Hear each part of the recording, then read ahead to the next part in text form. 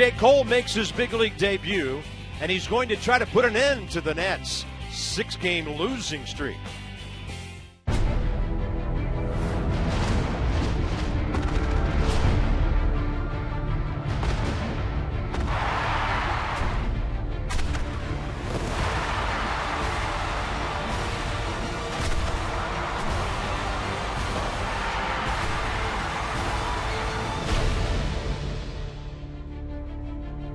Game 2 from Atlanta. That's the site of old Fulton County Stadium. Just to the north of us here, they still have the infield laid out and the left center field wall. We've got some curly W's, hoping for just that on the road tonight. The Nats and the Braves in Game 2 of this always interesting get-together between two, at times, bitter rivals. Now, FP, nothing got out of hand last night. Things were kind of handled, but bottom line is Yunel Escobar is not available to the ball club for a period of time, and there were some bad feelings on the diamond again last night. Yeah, nobody too happy in the Nats clubhouse about that slide. Bryce Harper saying it was a BS slide, and when you talk about the history between these teams and the bad blood and how it goes back to a couple years ago. Remember Bryce Harper hit a home run, stood up on it against Julio Teheran. Teheran took exception and hit Bryce. This is when it all started a couple years ago. So, I mean, for there to be a rival and there to be bad blood, both teams had to be good, and both teams were good in 2013, were good in 2014, and are good this year. So you see the history. Strasburg hitting Upton. And we all thought it was settled after that, but then Steven threw behind Andrelton Simmons a couple of times, and he got tossed, and that's when the game really reared its ugly head that night. But then last night, here you go again. Simmons sliding hard and late, and what a lot of Nats players thought was cheap. And to Yunel Escobar, his hand's torn up. He's not going to play today. I'll tell you what, looking at that slide again, Simmons is lucky he didn't get hurt. And then Rafael Martin retaliates, hits him in the lower half. And this is the best part. Watch Ian Desmond right here going in hard to second base. And Chase Peterson said today that on the second double play, he was thinking about Desmond sliding into him, and that's why he threw that one away. So I think it's all over. I don't think anything's going to happen tonight. There's going to be no Mayweather-Pacquiao, although Dan Coco versus Christina Ackert could be fun sidebar. But wow. I think it's all done tonight, and we move on and we play baseball. And more importantly than all this stuff, we want to see some good baseball. Last night was not a good baseball game for either side. It was sloppy. We want to see a good, clean game, and hopefully this thing turns around tonight. Yeah, no brawls last night, no bowling point, but the Nats are a frustrated baseball team. They turned to a 23-year-old rookie tonight. We've been hearing about A.J. Cole for a number of years. Steve McCatty says he has ice water in his veins, loves his makeup, and he debuts tonight. Yeah, good sinker. Changeup's his best secondary pitch. He throws a lot of strikes. There'll be a lot of balls put into play, and we are excited to see A.J. Cole. This team needs some young life, and we're hoping that he brings it to him here tonight.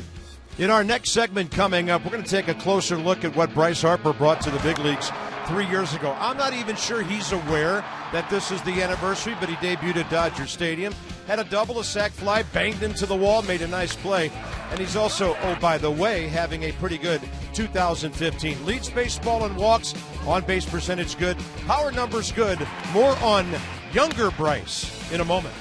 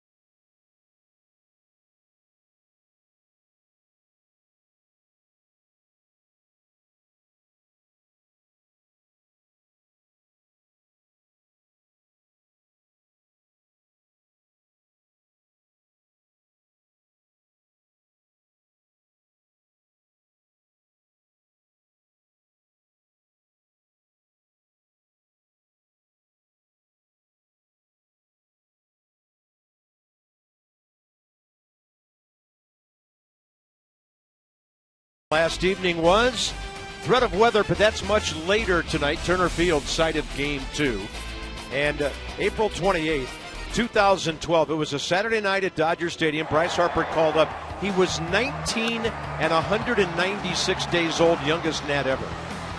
I mean, the hoopla surrounding that is what I'll always remember. The dugout and all the reporters in there. And when we did the sit-down interview in front of the dugout, all the people that were filming our interview. I mean, it had just a playoff World Series, almost Super Bowl kind of vibe to it. You see the great throw that Ramos couldn't hang on to. Bryce hustling all over the place. And it seems like it was yesterday, but it was 3 years ago today. Yeah, active players under 23 years of age. Bryce, more homers than any of the others among active guys. By the way, Ryan Zimmerman, previously the youngest Nat ever at 20 years, 238 days, 7 years before Bryce broke in. Maybe Bryce can break a few things with his bat tonight. The Nats in Atlanta. Teams have split the last 6 games on this diamond. This is a ball club that needs a road win badly.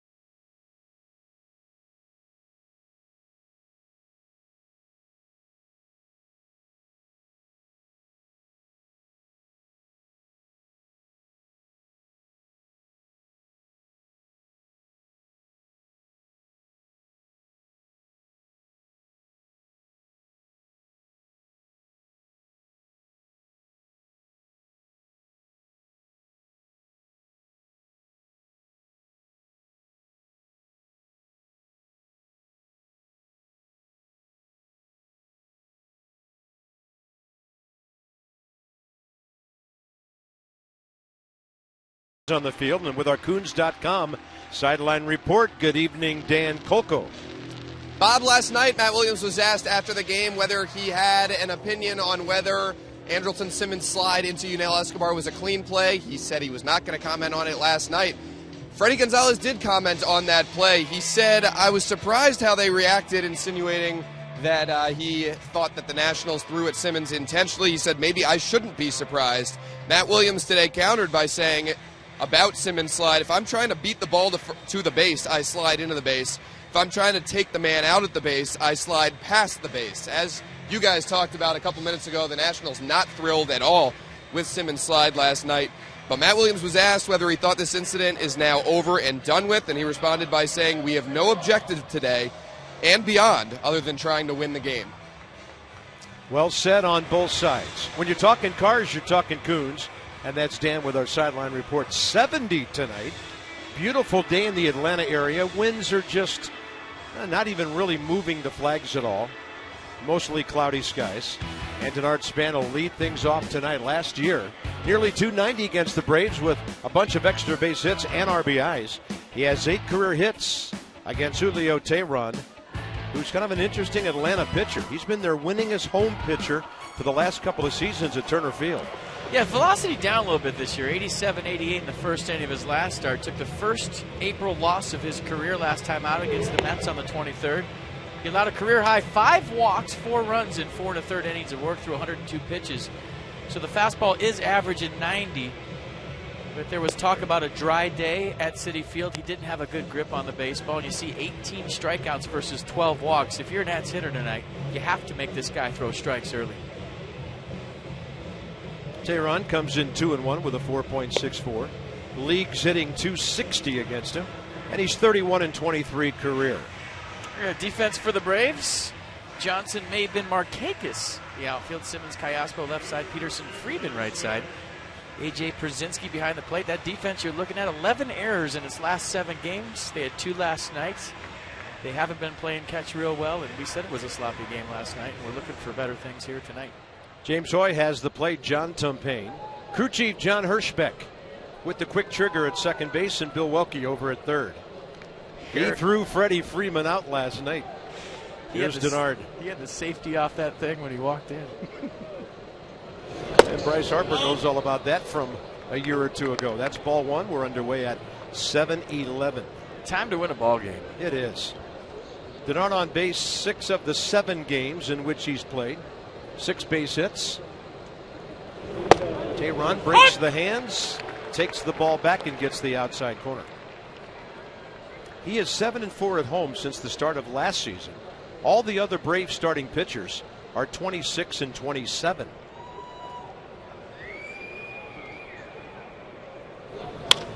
And a ball riding away, and Span takes it that way. Good start for the Nats. Picked up down there by Kelly Johnson. Denard is on with his first base hit in this series. Well, check that box. There goes the no-hitter. Denard Span just staying on that 2-seam fastball from Teheran. Flipping it out to left, and that's how this one starts. Nice approach. Here's Desmond against Teheran. Ian has 7 career hits against this pitcher, but Julio struck him out 7 times. Ian hunting for a hit, 0 for his last 13. He did draw a base on balls his last time up in the 8th inning in game 1.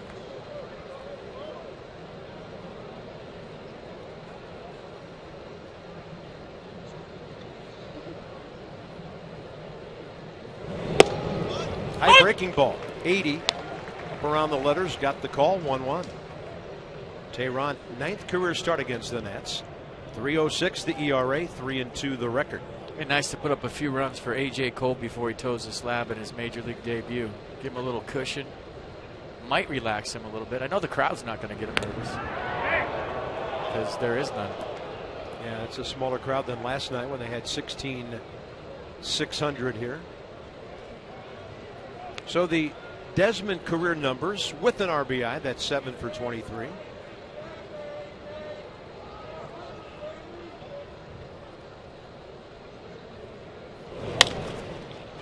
And that ball popped up to the right side.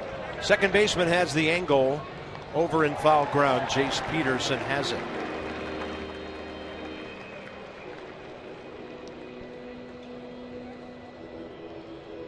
Jason Worth will be next.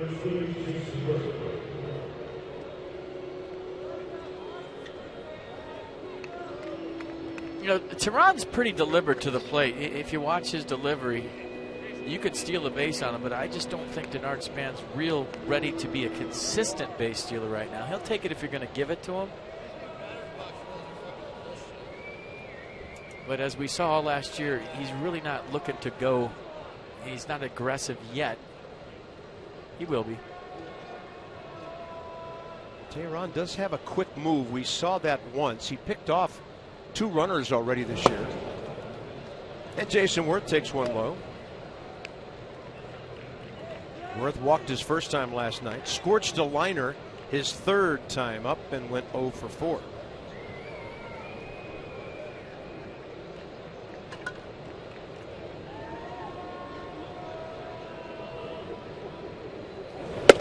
And a ball riding to the inside edge with 92 behind it.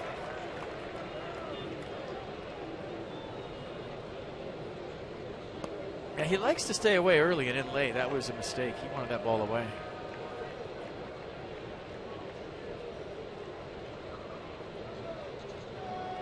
Pretty good damage here over the years as a Philly and a Nat. Yeah, really quick move to first, like you said, Carp. So even though he's a little more deliberate to the plate, real quick feet on the move.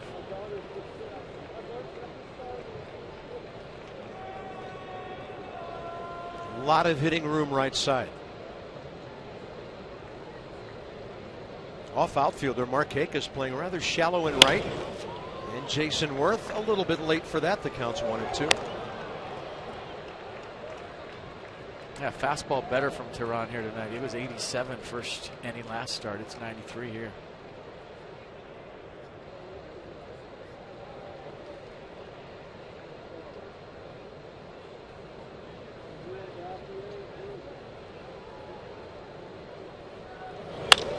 And Worth to right. Pretty well hit. Markakis, despite playing shallow, able to get back and grab it. 2 down with Bryce Harper next.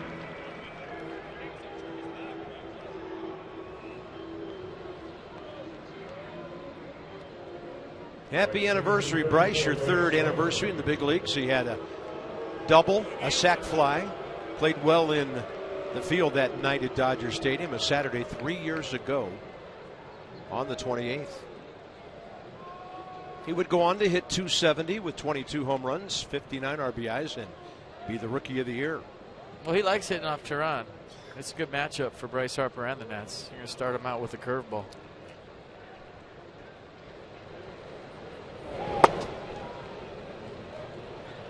Inside the numbers with STG.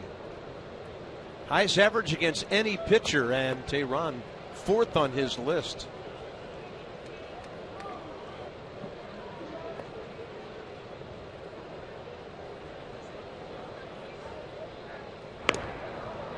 Yeah, he's in his book twice. A couple of taters.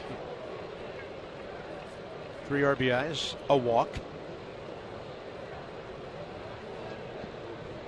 Rice on base 13 consecutive games.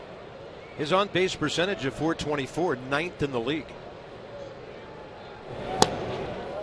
And spots the low inside direction.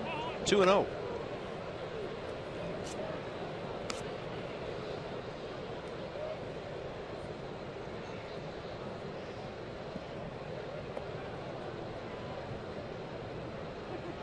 Should be a healthy swing, but looks like they're going to throw him a slider here, 2-0.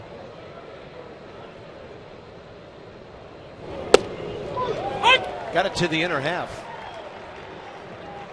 Not sure you should throw another one there. And was it a strike? Right down the middle. His catcher was sitting outside a little bit, A.J. Przinsky. He's looking for the heat.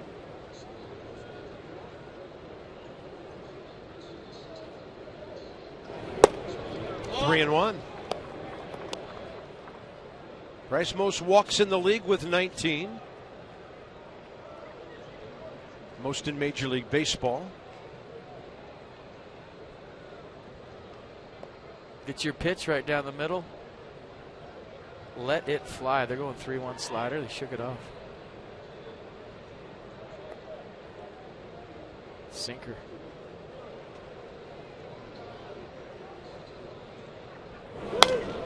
On a pitch away, Bryce fouls it to the mezzanine.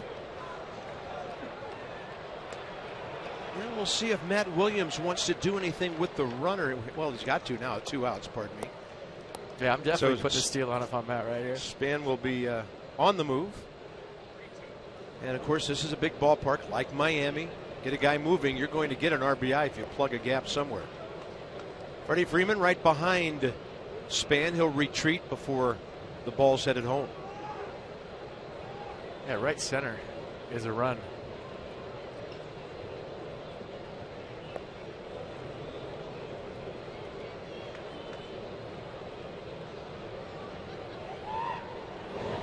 Harper rips it, and that's hooking away from the right fielder, Markakis.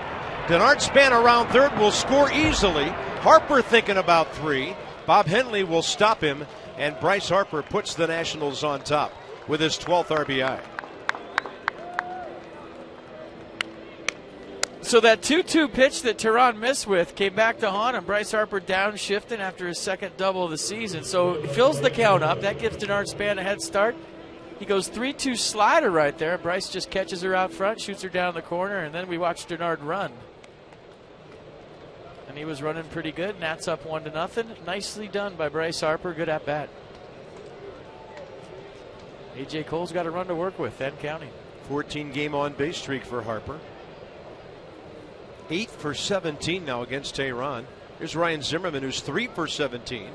But he has a homer and 4 RBIs against Julio. He rams one to right, and Nick Markakis takes an RBI away. Well, there's your run, kid. Go get him. Welcome to the big leagues. Now all you got to do is go 7 innings with nothing given up.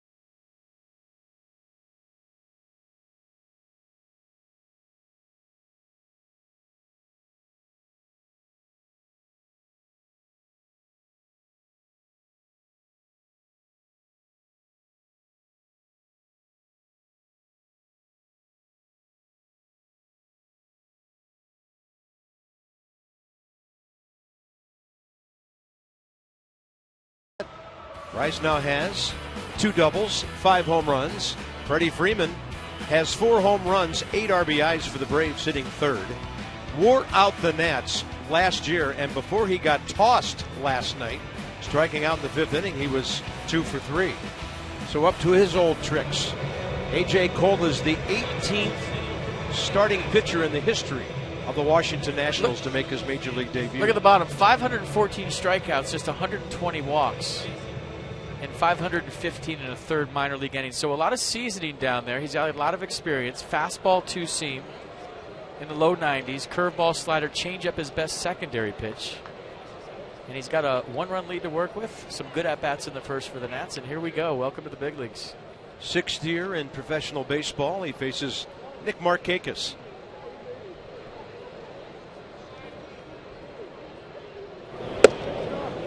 A little bit away. He stands 6'5", 200. Markakis, a base hit last night, hitting .333. I think they got to throw the ball out. There's Major League Baseball authenticator guy, or that's Mike Wally Wallace demanding the baseball. They don't write ball 1 on there, do they? Upstairs 2-0. Well, I mean, in all seriousness, he's going to have to control the adrenaline, even though there's not a big crowd here. You know, first time you get on that mound, sinkers have a tendency to be up in the zone with adrenaline. He's got to fight that.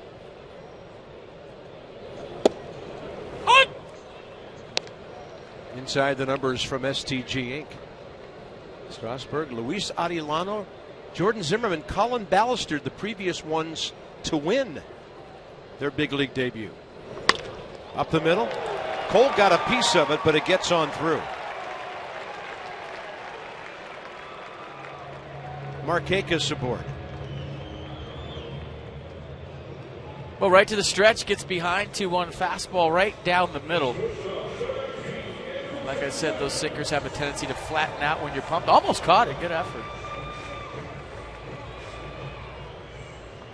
Andrelton Simmons is next.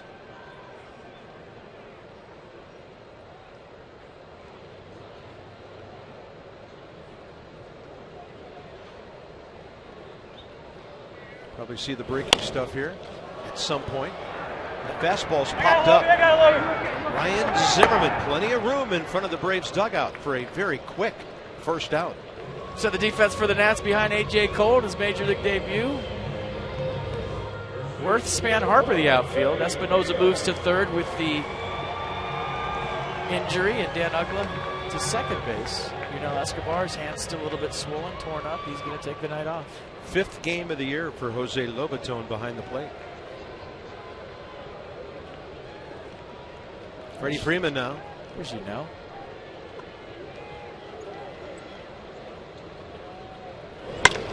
And a ball ripped by Freddie Freeman on a pitch up. Heading for third, Markakis. 2 shots up the middle, and the Braves are 90 feet away from tying this one in a hurry. Freddie Freeman 3 for 4 in this series. You see where Lobatone's setting up down the way, and that's bell ties. So the sinker early for Cole has been up. The Braves not waiting around. And that's the game plan for any sinker baller. If it's high, let it fly. If it's low, let it go. Here's AJ Pierzynski on a season-starting 10-game hitting streak.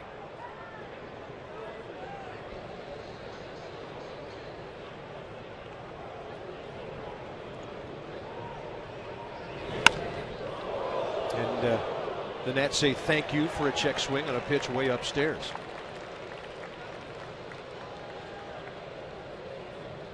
He just read his lips. Get the ball down. Ball down. He's talking to himself. And Steve McCaddy said that's his forte. Fastball's got some run and some sink to it. 84 on the changeup there.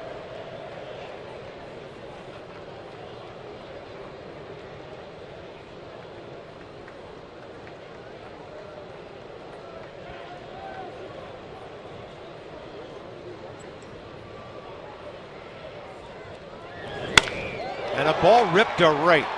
Bryce Harper right there, tagging is Markakis, cut off, 1-1 game. AJ Pierzynski, 9th RBI of the year. Yeah, good swing by Pierzynski. He's just looking for the ball elevated, got it up, knew what to do with it. Hit it right at Bryce Harper, but too deep to throw out Markakis. Here's Alberto Callaspo. Walk single last night, 1 for 3. Switch hitter, he's 12 for 37 from the left side.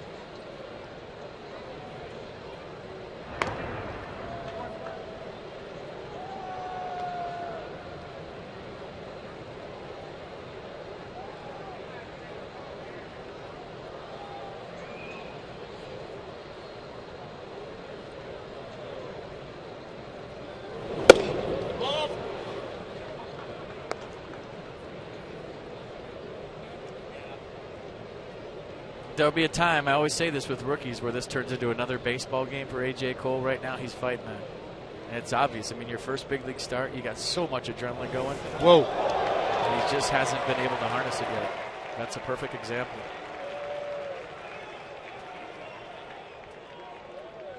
Just nerves. That's all it is.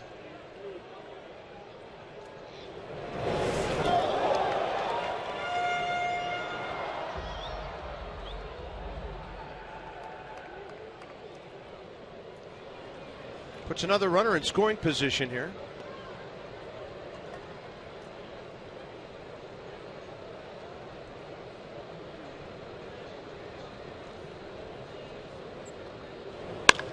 And Callaspo to the gap in right center. Bryce Harper cannot get there. Braves will take the lead.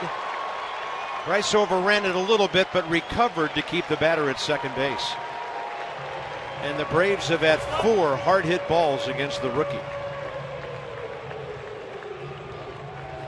Well, everything's been up, and it's been right down the middle. You see where Jose Lobatone's setting up, and that one runs right back down the middle of the plate. Big league hitters don't miss those. You know, that fastball is 90 miles an hour. It's got to be down. It's got to be to a corner. It can't be with that much wide of the plate. So Steve McCaddy's going to go out there and try to calm down his young right-hander.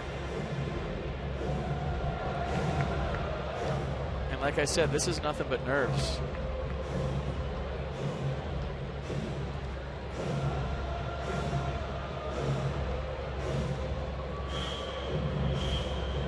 You know what helps a pitcher get the ball down is throwing some off speed. It gets you out front, it slows down your delivery. It sometimes gets you into a rhythm. I wouldn't be surprised if they go first pitch off speed here to Kelly Johnson. Maybe a changeup, curveball, something to get him out front and get on top of that sinker when he goes to it again. So Kelly Johnson up there, he's hot. 5 for his last 11, hit a home run here last night.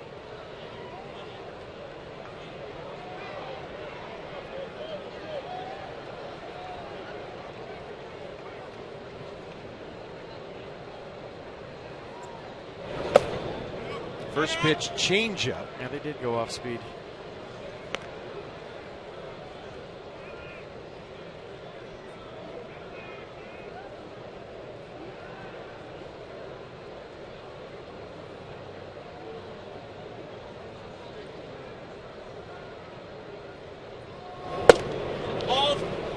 That's a pretty good pitch. Jose Lobaton double clutch, couldn't believe it.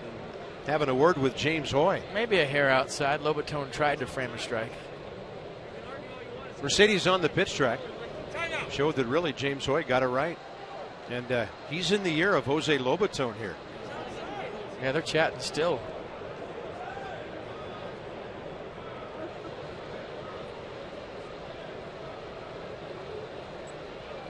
Sets up. Outer half. Right in there with 91.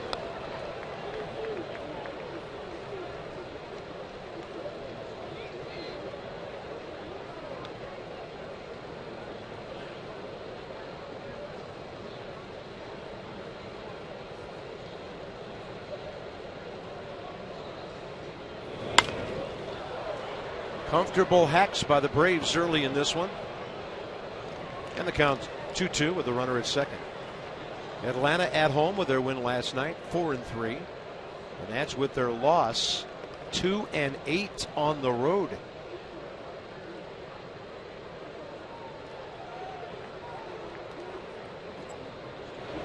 There's the first breaking ball. It's a beauty, 75 for the strikeout.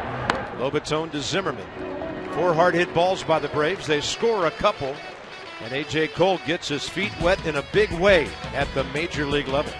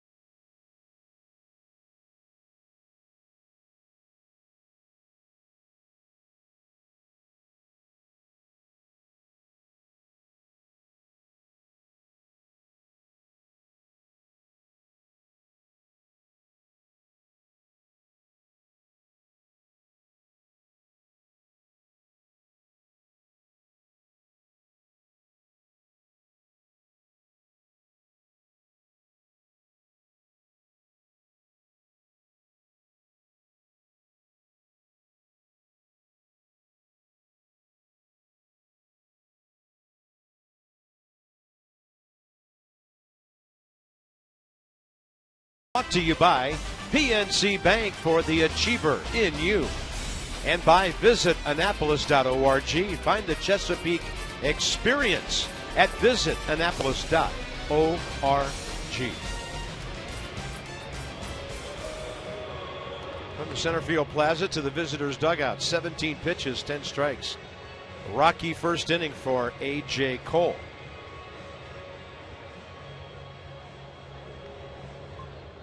Lobaton, Espinoza, Ugla. 6-7-8 for the Nats. Jose Lobaton in there tonight to handle the rookie pitcher, and he's also 3-for-7 career against Julio Teheran. All of his at-bats left-handed to start the year. That 1-for-13 with an RBI. Outside from Teheran.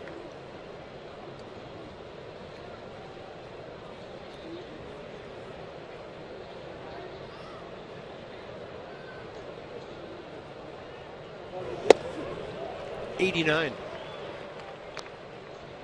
Lobaton hit .299 after the All-Star break last year. Ended up at .234 in 66 games, 214 at bats.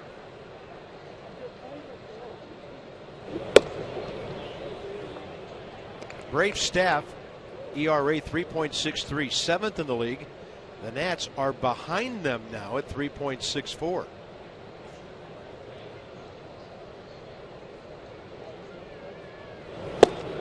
And Lobaton, a late swing on 89, down and away. Yeah, when you're not playing every day, that 89 can look a lot faster.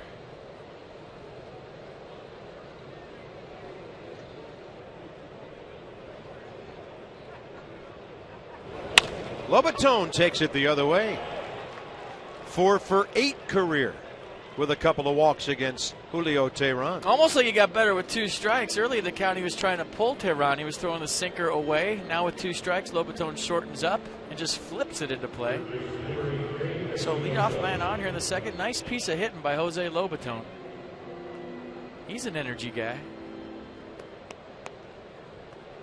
It's good to see him in the lineup today. Yeah, second hit of the year. Here's Danny Espinosa, who had a double, a single, and a walk last night, 2 for 3. Got his batting average back over 200. He's 8 for 39. And the breaking ball dropped right under his bat.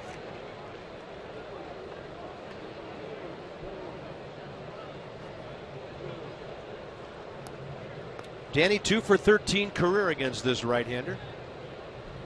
They are not thinking he's going to pull anything into the gap. If he does, it's a triple.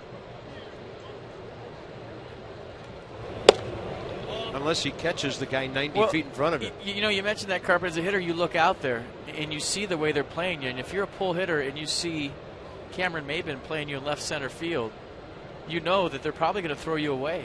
And Teheran throwing a lot of sinkers. Just by looking at the defense as a hitter, it can be a tip on how they're going to pitch you. And you see Przinsky setting up away. And a good take on a changeup by Danny. 2-1.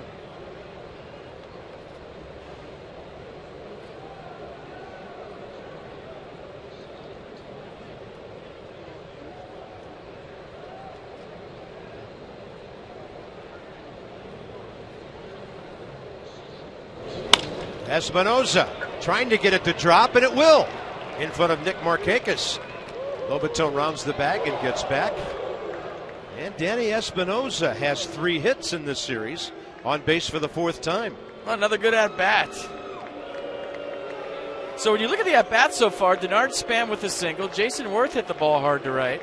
Harper with a double. Zimmerman hit a bullet to right for an out. Lobaton single. Espinosa single. Some good at-bats here early by the Nats offense. And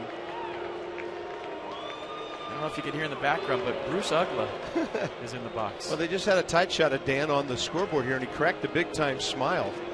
He told me during batting practice today he doesn't know why he got booed so much.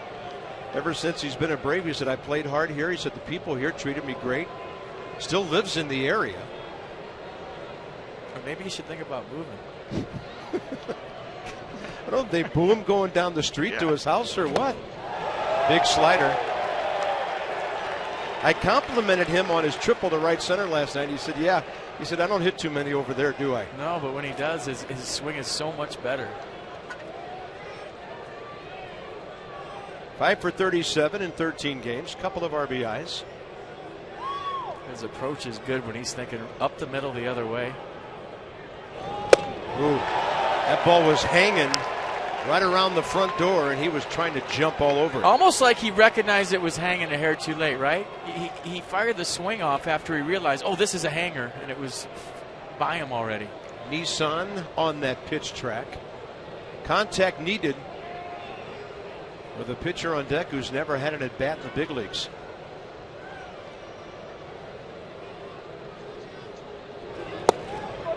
Teheran tried to get that same spot with a called third strike. I tell you though, you throw sliders in after this guy, you are taking a big risk.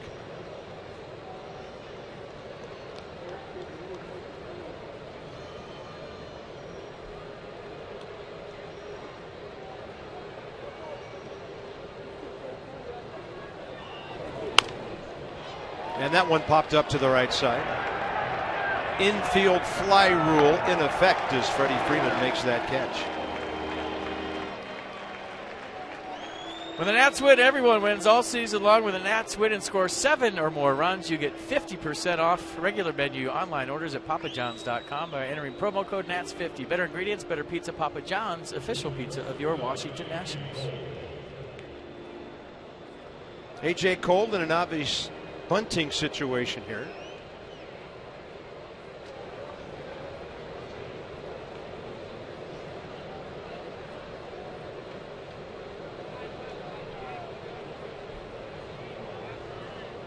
Little daylight play at second base just in case Jose Lobaton wandered away.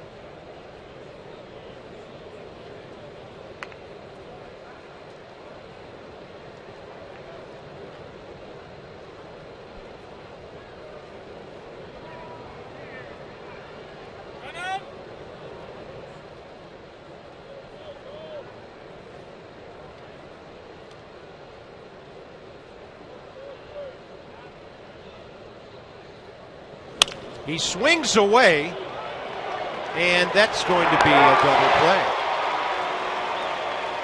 Strange. Was a sign missed? Possibly. Inning over. Well, you'd like to see Denard Span hit with runners on second, third. Didn't happen.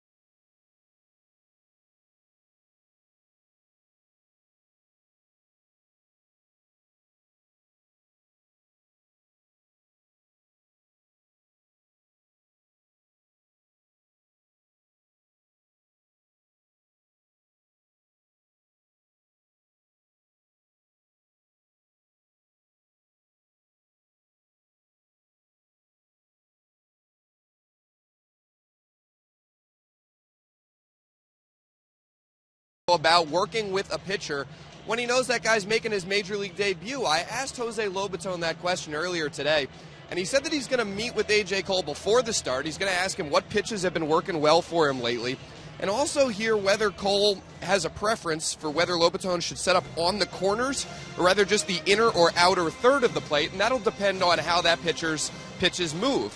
As far as helping the pitcher manage the nerves and excitement that comes with a big league debut, Lobaton says he just talks to the pitcher. With some guys, Lobaton might crack jokes to lighten the mood, but he knows A.J. Cole is more serious than some, so he'll just stick to business today. Mostly, Lobaton said he doesn't want to overload Cole's head with tips or information, just wants him to know this is the same game as it is in the minors. Nothing's different. It's the big leagues. You're here because you've got talent. Just go pitch. Good stuff. And a lot going on that last play.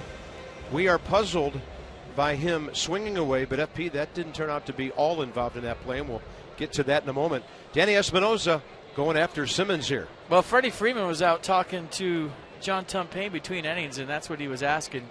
It was a double play. Freddie Gonzalez put me in the fine jar for that one. But last night Ian Desmond went after his middle infielder. Danny Espinosa clearly out of the line right there, but good tough slide. And Freddie Gonzalez just saying, hey, look, that should have been a double play automatically because he was out of the line. Talked to him the whole time we were at break. This is last night Ian Desmond going in there. That's on the bag. That's just a late tough slide. I think Freddie Gonzalez saying that Espinosa has to get in the baseline. Yeah, at least within reach of the bag, and he was not. So a changeup, then a fastball. 1-1 to Jace Peterson, bottom of the second underway.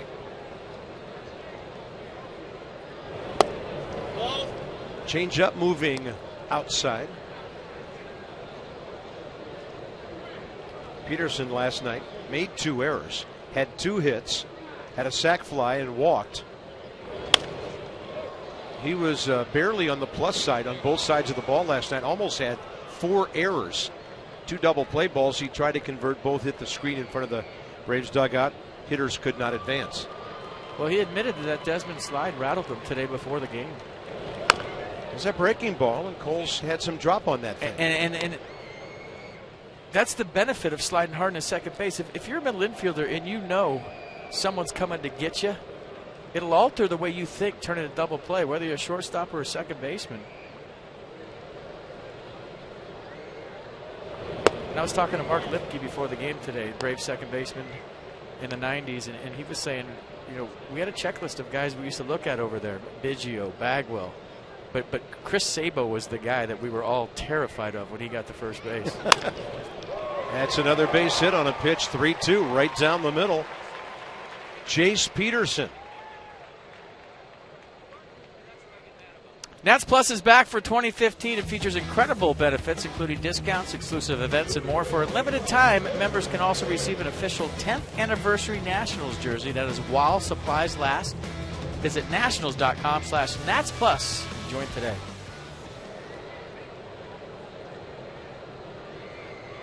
Number 8 hitter, Marcus Maybin, former Tiger, Marlin, Padre. Cameron Maybin, pardon me. I'm thinking of an old basketball player. Pitch out. Nothing happened. Cameron Maybin, 28 years of age, came with Carlos Quentin in the Kimbrel Melvin Upton deal, and Carlos Quentin was shortly thereafter released by the Braves. Weird stats for Maybin: 135, 3 home runs. The ultimate all or nothing start for the season. I remember when he first came up with the Marlins in 08, he was considered a hot prospect. He was traded to them in the Dontrell Willis deal involving Miguel Cabrera back in December of 07. Kind of a throw-in on that deal, but the Marlins thought he had a big future in the outfield.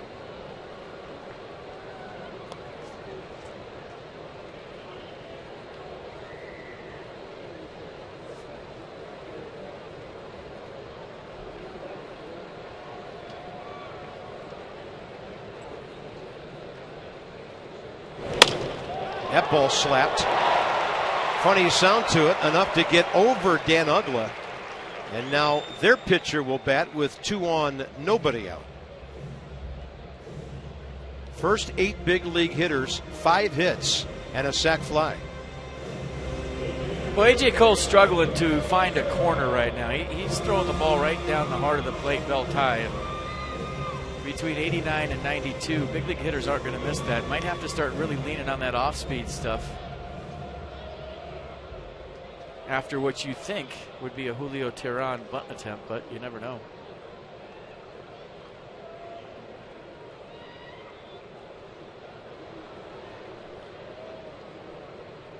Braves a chance to widen things up here early for them. Teheran 1 for 6 with a sacrifice. Squares early, bends the knees, and goes down with a fastball that was nowhere near him. Tailing slightly inside, but down he went.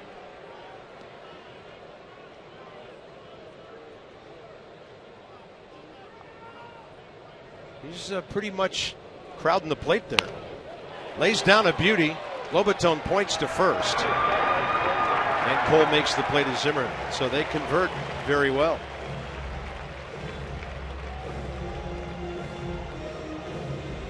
Pretty good form by Teheran. I like the way he had the bat out in front in a good athletic position. He knew that he had pretty good speed with Peterson and Maybin on the bases. Didn't have to be real particular on placement. Who was your bunting tutor that told you to stick your nose in there? Brett Butler. And that's what Teheran just did. He did. I like having the bat up in your eyes. It's almost like, you know, you're shooting a rifle. You see the ball better when it hits the barrel. That was perfect form. We're going to walk Nick Markakis and take on Simmons. Go righty-righty here.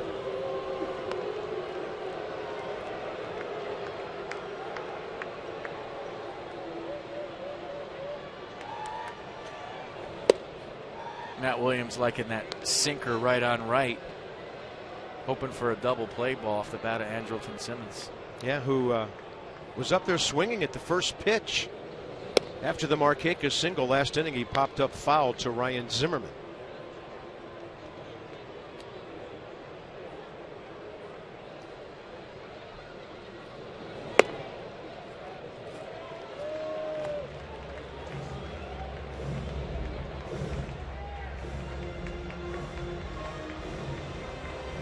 Simmons has grounded into 5 double plays so far.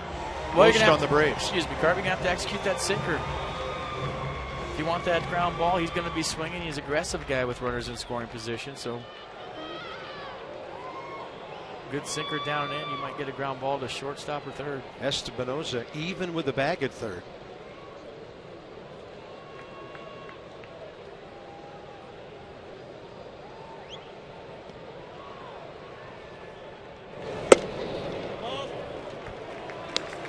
That's not ground ball territory up there, ball 1.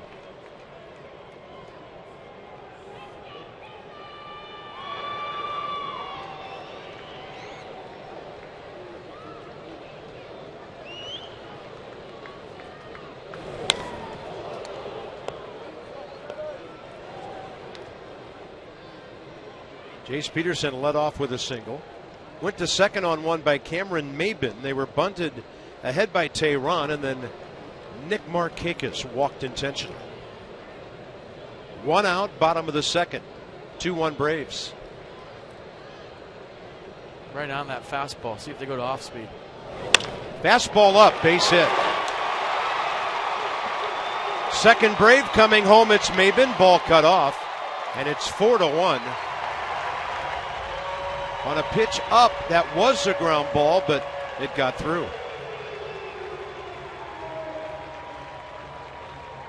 Yeah, look at the location. Look where Lobitone's set up. I mean, he's set up down and away, and this pitch is up and in, nowhere near the spot.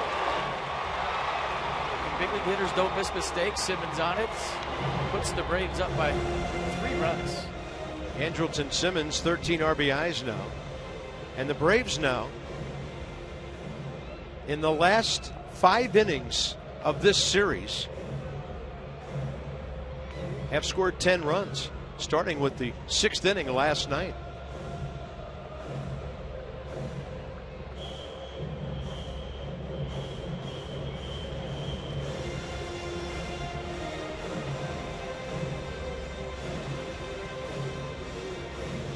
Now you have to face Freddie Freeman with 2 men on. Well, he's trying to go away, and watch where Lobitone's set up. He's set up over here, and then watch where the pitch is. It's somewhere over there. And that's about a 3 or 4 glove miss, and Simmons on it. Freddie Freeman, a base hit first time. 3 for 4 in the series.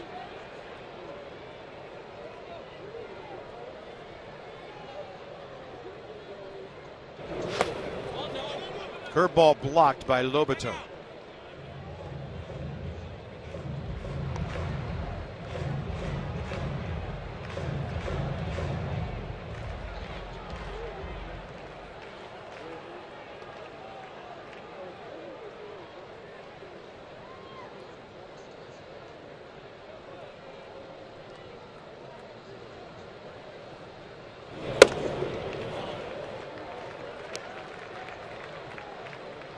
Be careful right here. He's going to be swinging.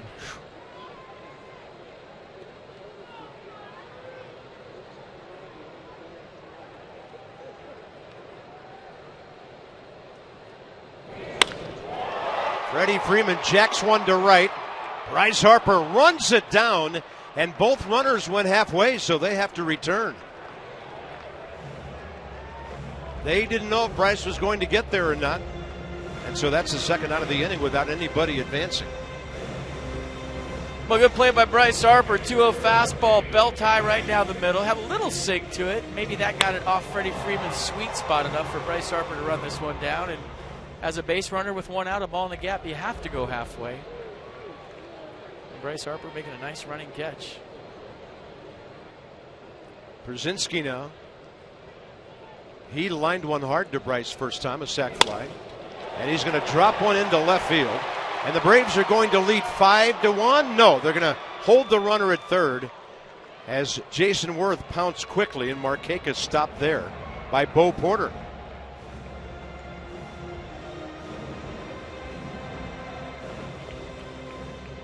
Just a lot of fastballs. A lot of fastballs with a lot of plate. Unless it's mid to upper 90s, tough to get away with them. And considering how fast Jason got to that ball, probably not a bad 2-out call by the third base coach. I don't know, Carp. Up by 3 runs. I'm pressing the envelope right there. Yeah, I know. Jason's Worth isn't, his arm isn't where it's been in the past yet. I think you got to send him right there. Alberto Callaspo. High fly double to the right center gap last inning. 7 Atlanta hits. They've sent 13 men to the plate.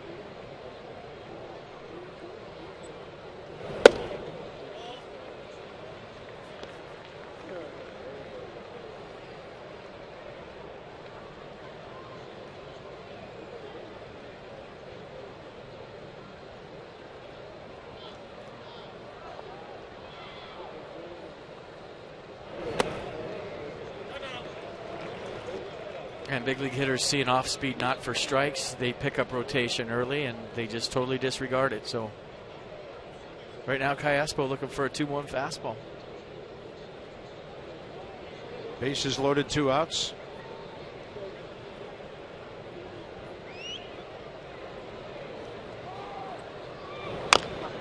And a chopper. Right side. Pitcher over to cover. Zimmerman. And A.J. Cole misses the ball. 2 runs will score.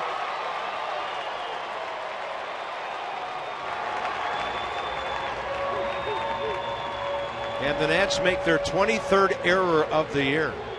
5th in this series. Unbelievable. A good play by Ryan Zimmerman. He gets to it. Cole's there. It's a good feed right on the money, and Cole just misses it. Maybe a hair behind him, but definitely a play that he's practiced a bunch. A few more score, and the line is definitely moving for the Braves here in the second.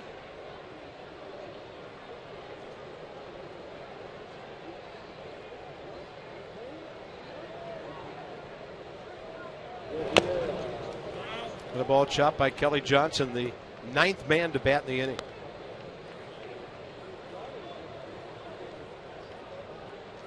So on the E1, 2 more unearned runs. It's just like you're in a bad dream that you can't get out of. Somebody's got to wake me up. Curveball low, 1-1.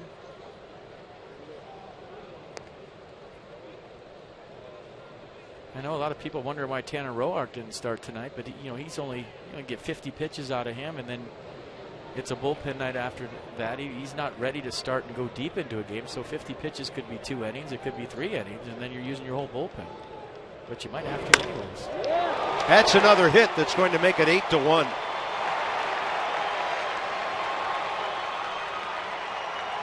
Into second base, Kelly Johnson with a 2-run double.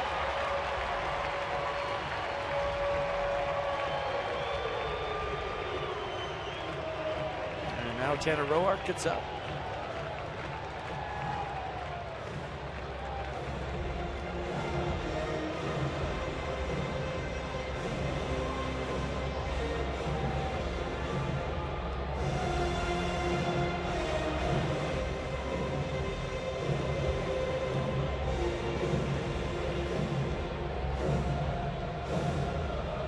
Tenth man to bat will be Jace Peterson, who started this inning with a base hit. 8 runs on 8 hits. And now in this inning, 4 unearned runs.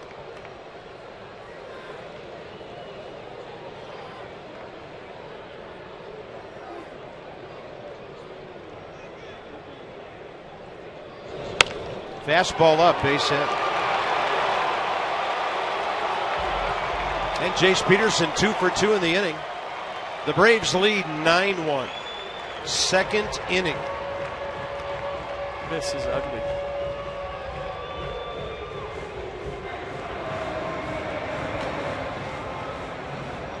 Roark still early in his warm-up. There's already been a visit this inning to the mound. The 11th Brave to bat will be Cameron Maben.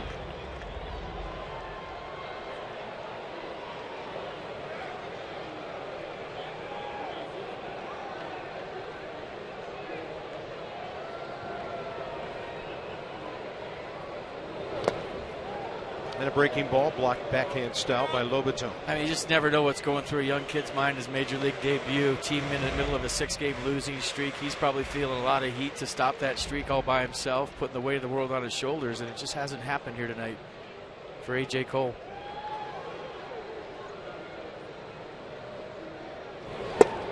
Center cut fastball, 93, the hardest one he's thrown so far.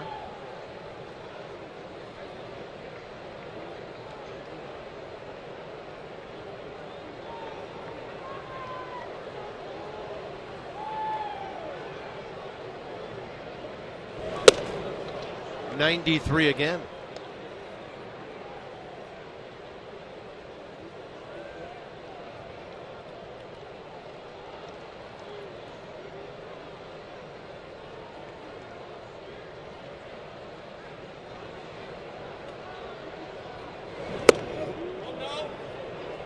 Just checked, did Maben.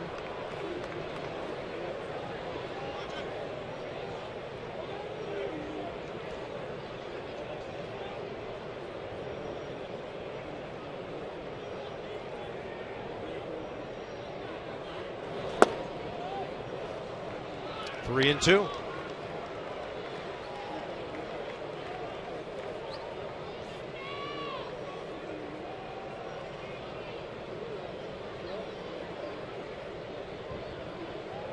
Nats defense standing around a lot here. And a 3-2 pitch with a runner on the move, foul to the screen.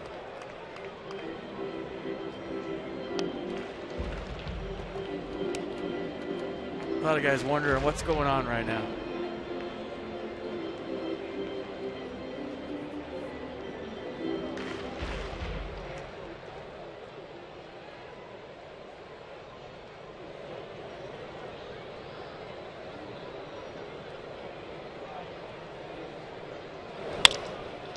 And Ian Desmond playing up the middle to a knee for that shot. And he throws out Cameron Maben. The Braves put 7 runs on the board. 9-1 Atlanta.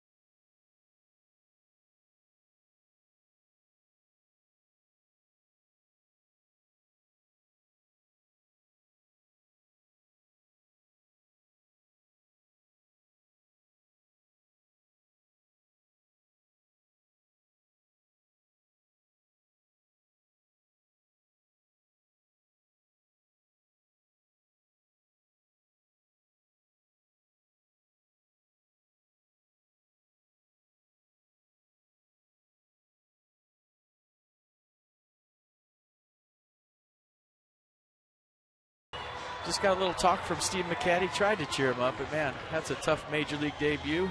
Better days ahead, young man. 9-1 Braves as we move to the top of the third inning. Come out to Nats Park on Monday, May 4th, and the Nats take on the Marlins. That starts at 7:05. First 25,000 fans receive a Levon Hernandez bobblehead. That's presented by PNC Bank. Commemorates the first pitch on April 4th. It's the first bobblehead to be in a gray uniform. Go to nationals.com to purchase your tickets today. Raindrops falling with the top of the third rolling around here in Atlanta. If you're hoping, we'll stay here till 4 in the morning. They're not going to walk away from an 8-run lead. And there's a lot of ball to be played. Nats were down 7-0 here last year in August. They came back to make it 7-6. Anthony Rendon lined out to center field, put a good at-bat on him. I thought it was the turning point of the season. They were 10 games over at that point, and that's where they clicked and started to pull away from the pack, if you remember. So, long way to go. Let's see. Swing the bats, get some base runners. You never know. Well, Span got that done first time up. Flipped the base hit to left. Scored on a 2-out Bryce Harper double. Trying to go that way again. Fair ball. Slicing away from Kelly Johnson. Denard going for 2. And the ball dropped by Jace Peterson, with Span closing on him. Greatest comeback ever. Started with a leadoff double in the third by Denard Span. Let's check it out. Little inside-out rotation. The ball kicks away from Johnson, hits the wall, makes a pretty good throw. And right here you're wondering, is he going to make it? He does. So Denard Span, all kinds of dirty. 2 for 2, couple of knocks. Chip away.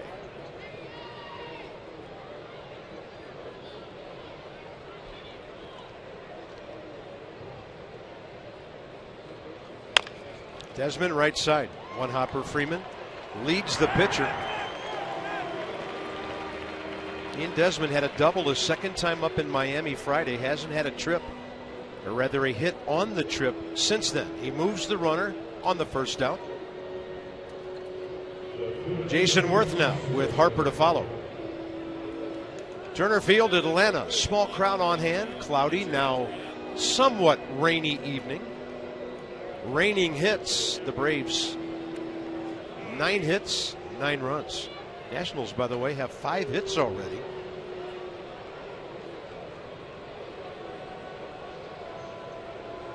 Worth a fly ball to right first time up.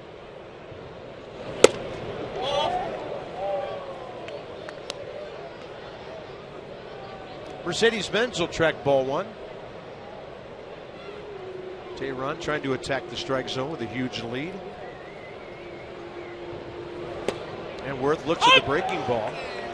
James Hoy thought about it and then called it a strike. Worth thought it was outside. Pitch track thought it was outside too. So 0 for 2 on calls this AB.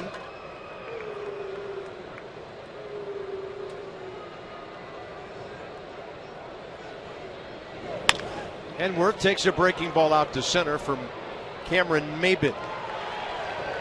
Denard Span has scored his 2nd run of the night. 9-2 game here in the 3rd. Well, if they score 1 run an inning from here on out and hold the Braves, it'll be 9-8. Needed 2 spots somewhere along the line to go to extras. They're not giving up. Top step, Jason Worsack fly, Denard Span high fives.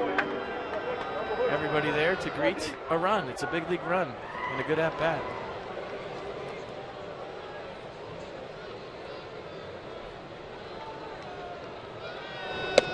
Fastball tails outside to Bryce Harper. I like what I just saw right there. I've been on teams where 2 or 3 guys meet you at the top step when you're struggling. He lost 6 in a row. The whole ball club was there to meet Denard and Jason. Hey, that was good stuff. What's happened between the lines so far? You could just pack it in and say, you know what, we're done. We're not good right now, but that I like that.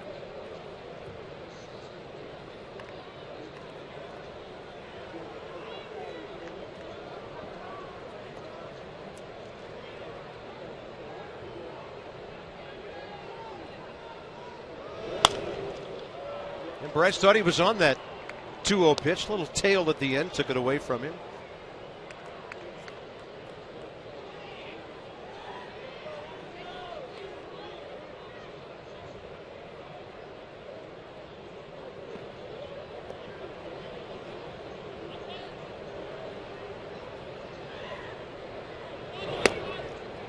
3-1.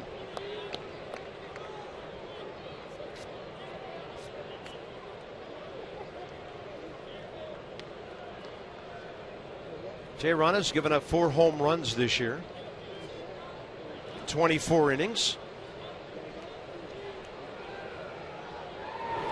And Harper, if it's fair, it's gone by a mile, but it's well foul. That got me out of my seat. Just caught it out front a tad. And I can't tell where we're sitting, how far foul that was, but supposed to be outside. Where was the pitch? Up? Oh, my goodness. That was over the foul pole. I thought it was going to be third deck.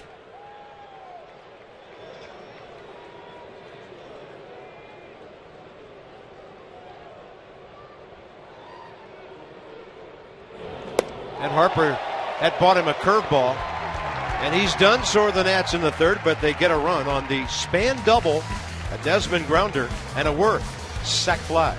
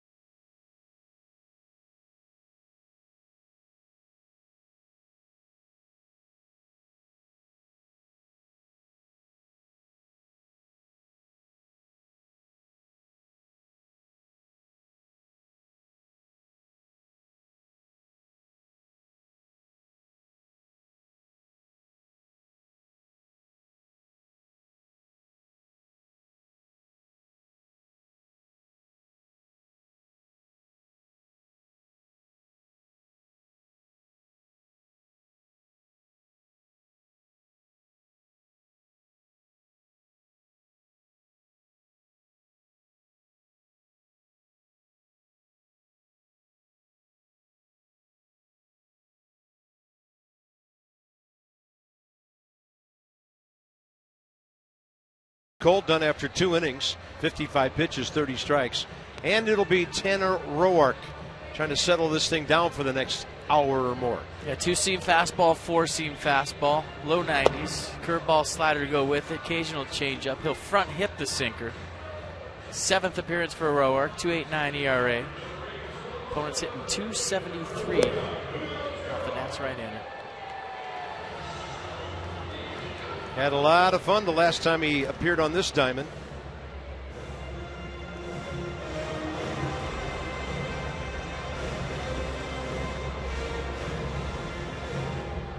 Julio Tehran leads off, then Markakis and Simmons in the Atlanta third.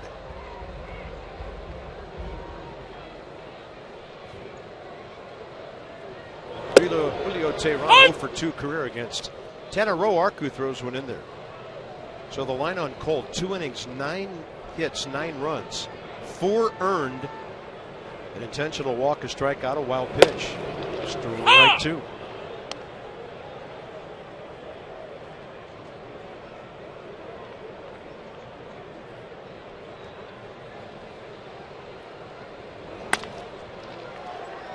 Took a little bit off that breaking ball, and Desmond takes care of Tehran for the first out.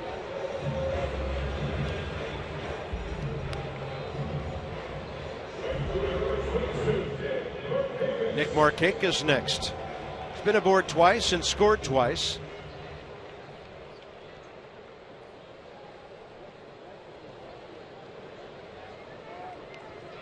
First inning single, second inning intentional walk.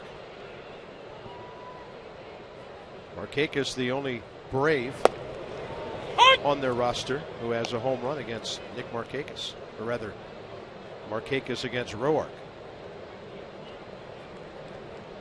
1-for-3 career.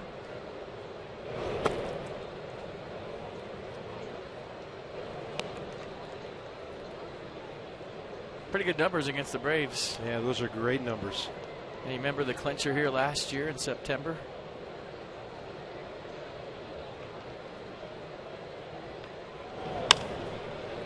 Pulled the string on him with 82. Desmond out, Worth in. Chasing under it. 2 down.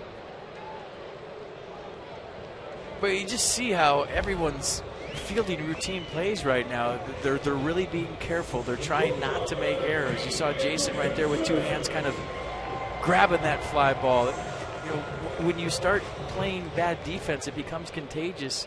And you see the guy next to you not make a play, and you're thinking to yourself, man, I don't want that to be me. And the next thing you know, a ball's hit to you. So now you're really trying super hard to make that play.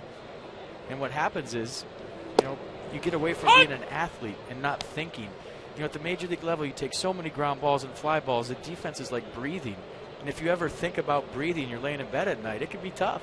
And right now, they're thinking about breathing. They're thinking about every single play that's hit to them.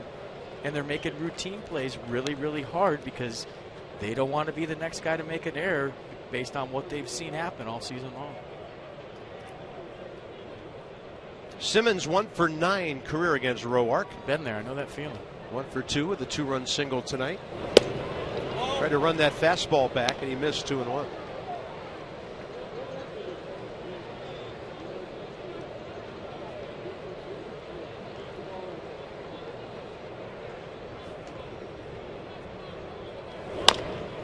Chopper cut off Espinosa. That's the first 1-2-3 inning by a Nationals pitcher in this series. To the 4th, 9-2.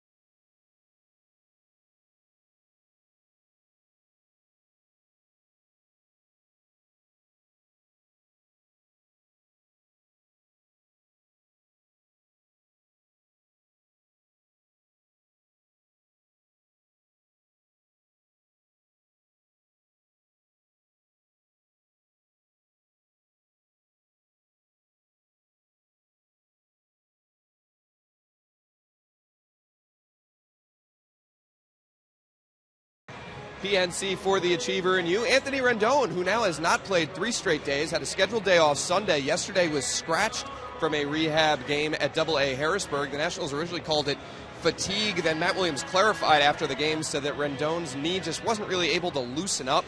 Still took BP and grounders yesterday. Then today, Rendon reported that his side was a little bit tight. So the Nats are giving him another day off. They hope that he'll be able to go tomorrow to get back on the field, resume his rehab assignment, and get back towards working towards the big leagues. They don't think this is anything too severe, but obviously you don't like seeing Rendon get 3 days off in a row, guys, as he's close to returning to the big leagues. Interesting. Thank you, Dan. It's our PNC minor league report for the Achiever and you from PNC Bank. Top of the 4th, Zimmerman, Lobatone, Espinosa for the Nats, who've had 2 runs on 5 hits. Ryan Zimmerman hit the daylights out of the ball with Harper at second, 2 outs in the first, but Nick Markakis made a diving catch to keep the Nats from putting 2 on the board in the first frame of the game. Tehran, 45 pitches, 29 strikes. Probably tried to overcook that fastball. 1-2.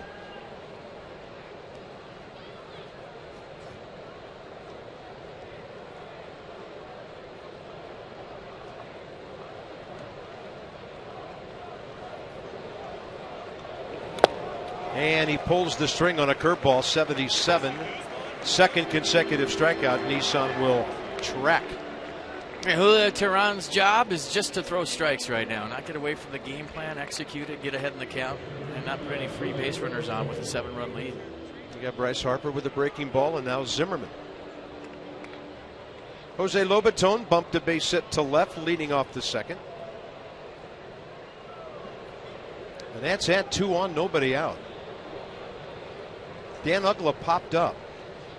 And then A.J. Cole, in what appeared to be an obvious bunting situation, in his first major league at bat, swung away, hit into a 4-6-3 double play, and the evening fell apart from there.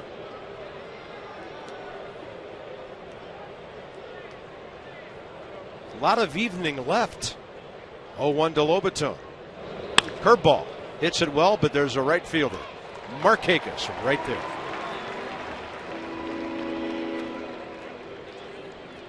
Join us at Nats Park Tuesday, May 5th, as the Nats play the Marlins. It's a 7:05 start, taking the second 10-year Tuesday of the season. It's going to feature video highlights from 10 years and more. First 10,000 fans, there it is. You receive a collectible 10-year anniversary bottle stopper. I like that. Baseball logo on it, nice. For tickets, go to nationals.com.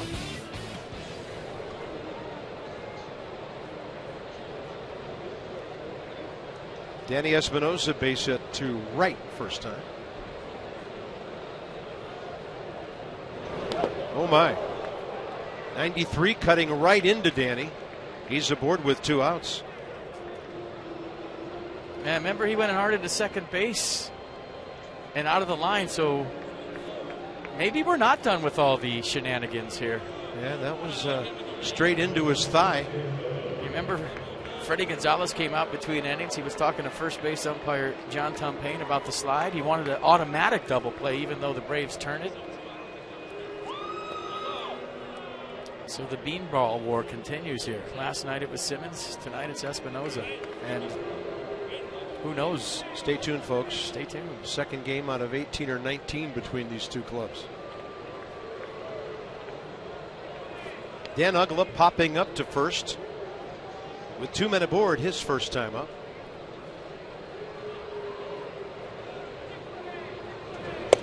Front door breaking ball. It drops in for a strike.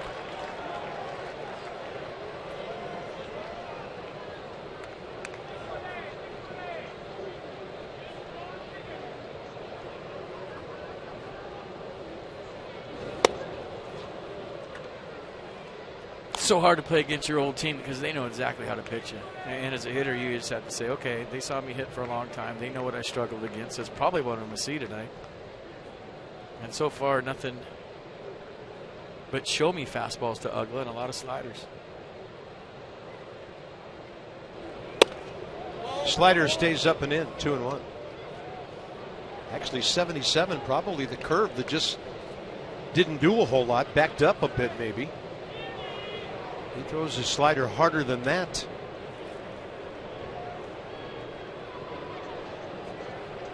Two and one.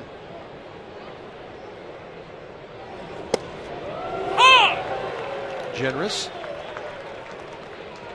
Slider, slider, slider. One fastball up. Brzezinski framed that one into a strike. Tanner Roark on deck. Uggla trying to make something happen here with 2 outs.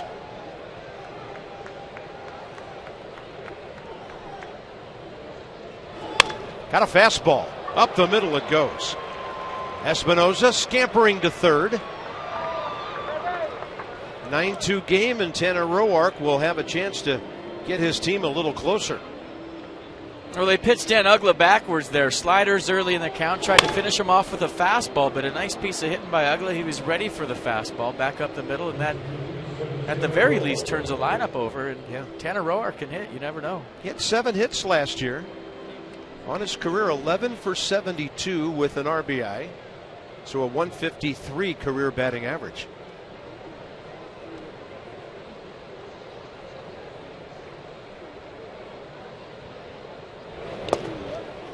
79 on the breaking ball and blocked by Brzezinski after the swing.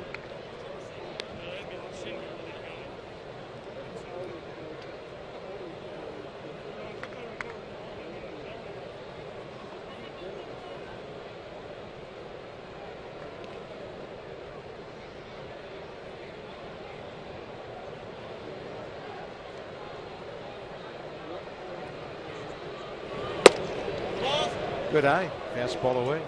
1-1. Roark won the state championship in high school baseball a few times and was runner-up in football, was a quarterback on his high school team in Illinois. Good athlete. Kind of a choppy half swing and a front door breaking ball. And the count to Tanner from Wilmington, Illinois, goes to 1 ball, 2 strikes.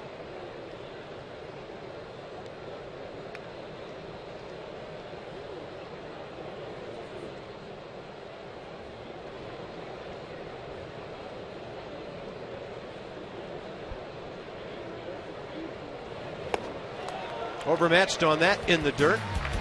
They'll have to throw him out. The Nats going to hit batter and a base hit with 2 outs. They've stranded 4 in a 9-2 game.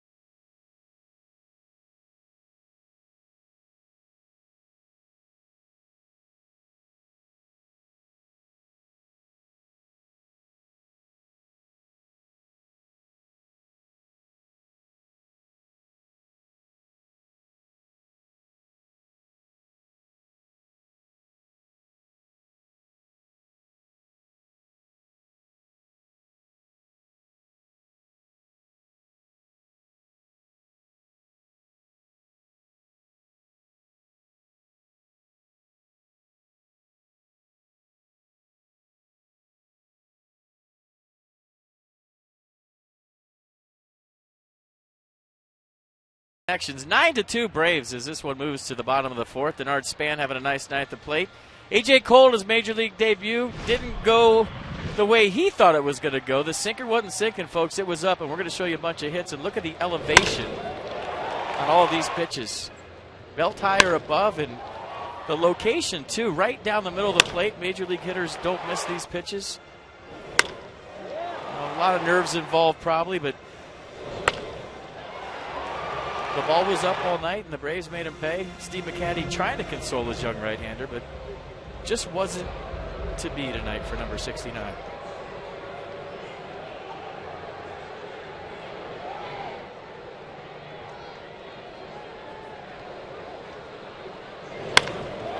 And a ball hammered out to the gap by Freddie Freeman, who is unstoppable as far as the Nationals pitching staff is concerned. The only out he made tonight, that ball hammered to the gap out in right center against Cole back in the 2nd inning that Bryce Harper ran down. There are certain teams you just own, and you really can't put a finger on it other than your confidence level, regardless of how you've been playing to that point, goes up a tick when you see that uniform. Whether you're in their yard, they're in your yard, you know you've had ownage against them, and the beat goes on for Freddie Freeman against the Nats. Here's Brzezinski's sac fly, base hit to left. Freddie Freeman with that base hit, 6 for 16 career against Tanner Roark.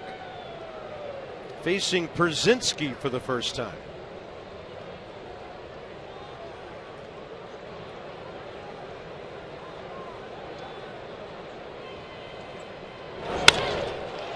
Base hit. It's going to be 10-2. Span over to cut it off, and Brzezinski will return.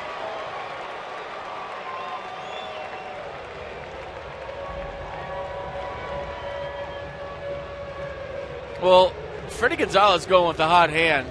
You know, the young catcher Bethancourt, the 23-year-old phenom, hasn't really seen the field. He's their future at catcher. He struggled a little bit offensively early on. But Gonzalez going with a hot-hitting A.J. Brzezinski. And came his game hitting .378. He's 2 for 2. So that average up around 400. You kind of see why the skipper's sticking with Brzezinski. He's swinging it.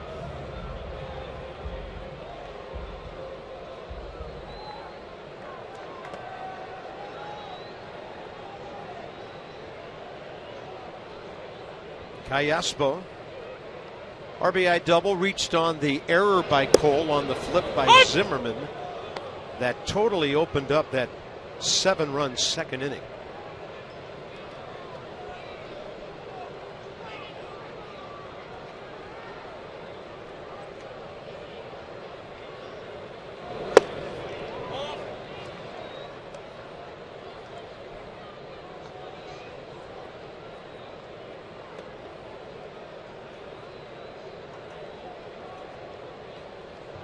Steady drizzle from the rain here. Out of play, left side. So I'm being told that since the beginning of last season, that's 21 games, Freddie Freeman hitting .456 against the Nationals. Yeah, that's not like a couple of weekend series we're talking about. .286 career hitter. So he hit .288 last year. He hits about 170 to 180 points higher against Washington than everybody else. Crazy.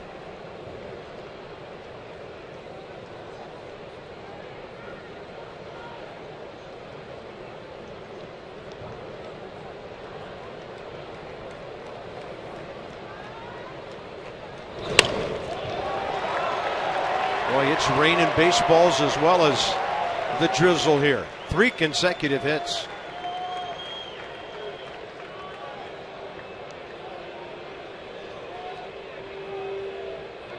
Braves have 12 hits with nobody out in the 4th inning. Kelly Johnson next.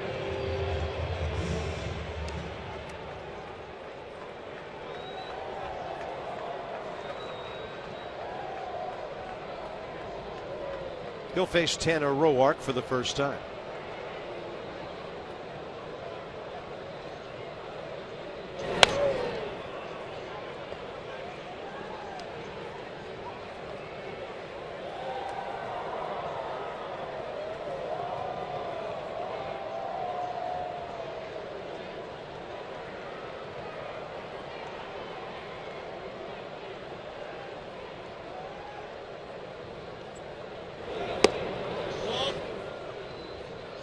STG takes us inside the numbers here. The Braves are 6 for 9 tonight with runners in scoring position.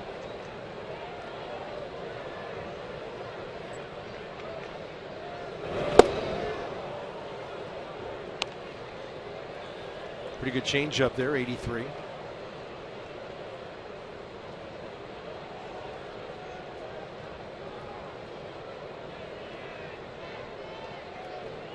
Ground ball right at somebody, needed badly here. With that in mind, Tanner pulls the string again. The count's 2-2.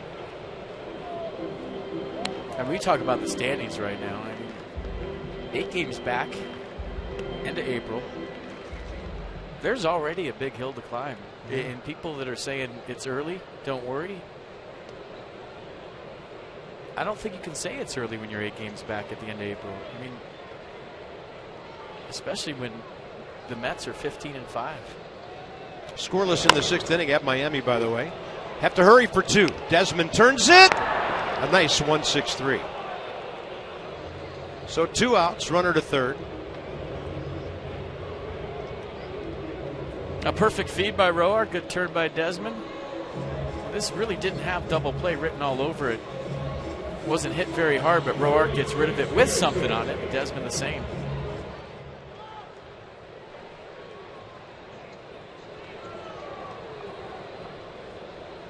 Next up, Jace Peterson. 0 for 6 last year against Roark when the Nats faced the Padres.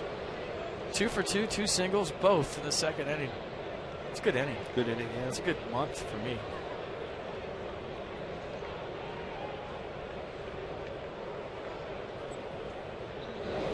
Yes, he did. Yes, he did, says James Hoy. 0-2.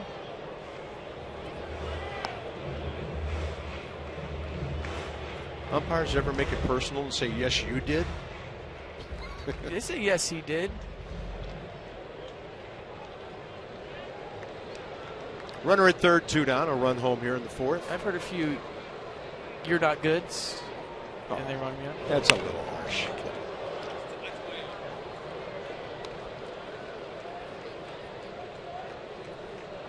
I told you the story about one major league ump that looked at my average on the board and said, "You're hitting that. You can't argue that call." So don't think they don't look at what you're hitting on the scoreboard in the middle of a game. That's brutal.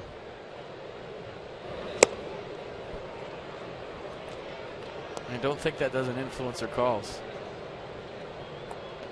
They'd never admit it, but if you're hitting 330 and you're one of the better hitters in the league, you're going to get the borderline pitch. But if they look up there and see 220, 230, you're not. It's that simple.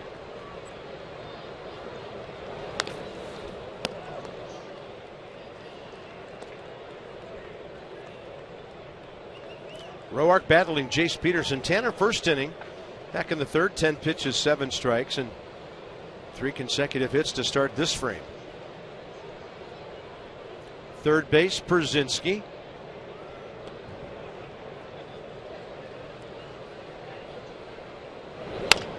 And a ball tailing away. He tried to roll it over and did just that. So, well, he didn't try to roll it over, tried to pull it, and that's what happened. So a run on 3 hits, Span to lead off. The Nats are down by 8.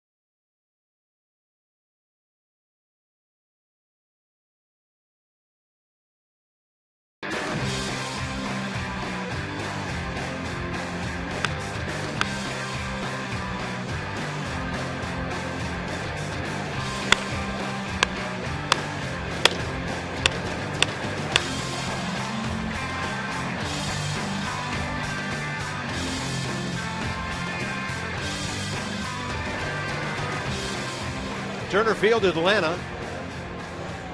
We've had some sporadic rainfall tonight. This one 3 outs away from being an official ball game.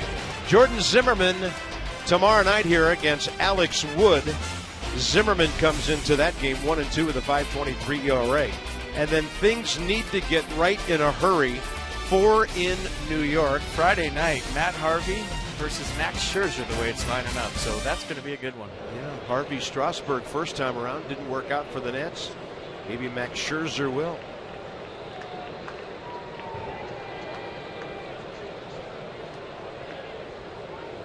That'll be fun. Ball hammered to the right side. Denard Span 3 for 3. That ball gets all the way to the wall on the ground. And Denard Span has 5 total bases here on a single and 2 doubles.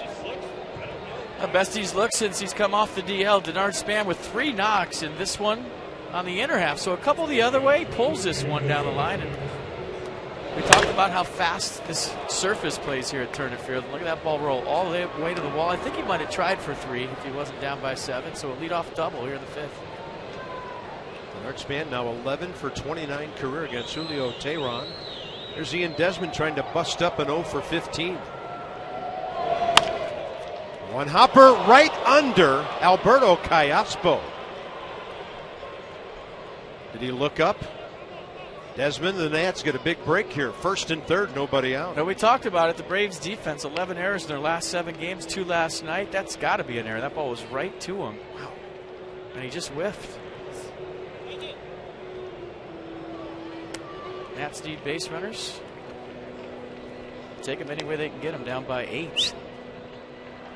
I think I said down by 7. I forgot about the last one.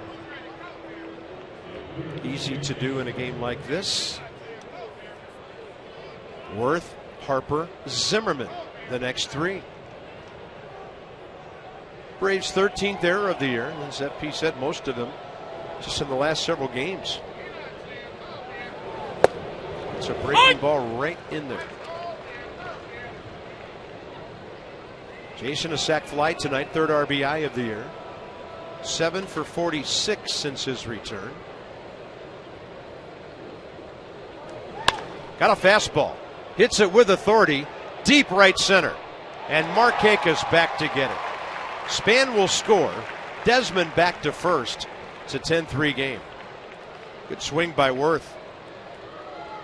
Couple of sac flies for Jason Worth tonight.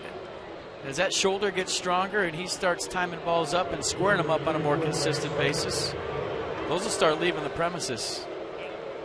He's just not at full strength yet, but another good swing by Jason Worth and some more high fives. In the Nats dugout, they're still grinding. Bryce Harper, 1 on, 1 out.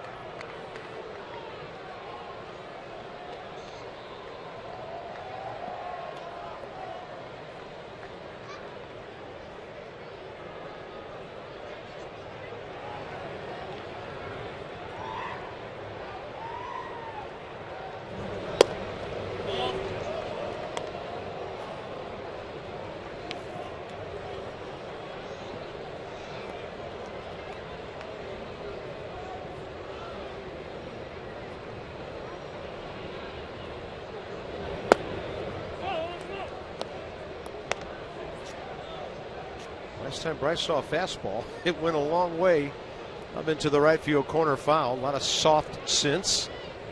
Teheran got him on the breaking ball. 2-0 here. Shook off a fastball to a changeup. He doesn't want to throw Bryce any more heaters, huh? 80 right in there.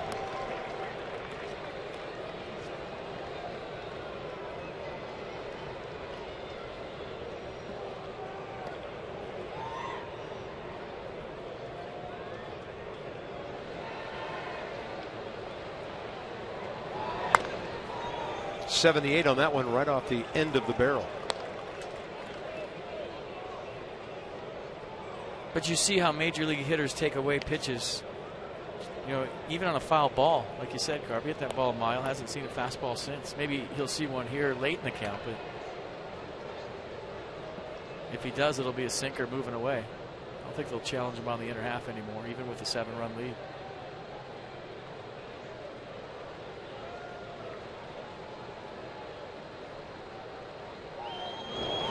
Yeah, there's that nasty hook he's featuring.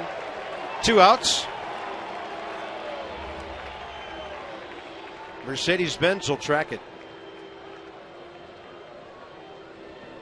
Yeah, that's the curveball at 72. The slider's in the upper 70s, low 80s. So he went with the deuce right there to get Bryce Harper for the 2nd time in a row. Same pitch. Here's Zimmerman. Reyna's lined out hard to right, struck out swinging.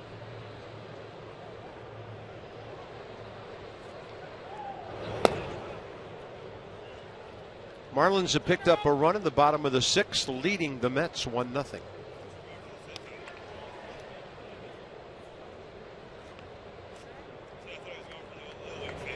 Well, they had a bitter loss last night to New York, 1-0 lead into the 9th. Gave up a 3 spot. New York's got that thing going. Yeah, they're 10 over 500 after 20 games. Hard to do.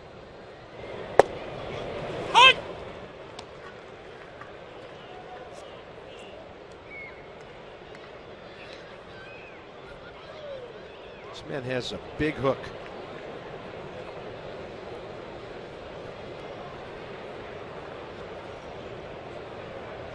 One. Zimmerman stays with that one, hits it well to left. So the Nationals have 2 hits in the inning. Ian Desmond stopping at second base. Good adjustment by Ryan there. There's been a lot of good at-bats tonight. I mean, if you're looking for positive signs.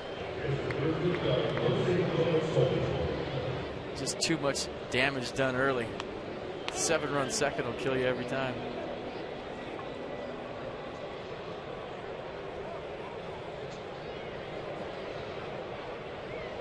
Jose Lobatone's hit 2 line drives tonight. 1 to left to base hit, 1 to right, caught by Markakis.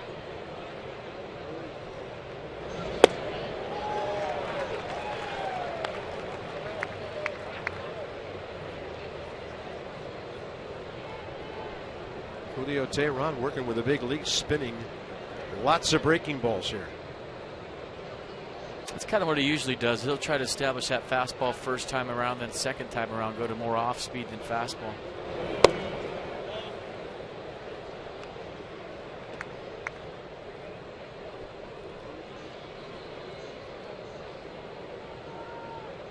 He's not exactly that economical with his pitch count tonight. Mid-70s in the 5th inning.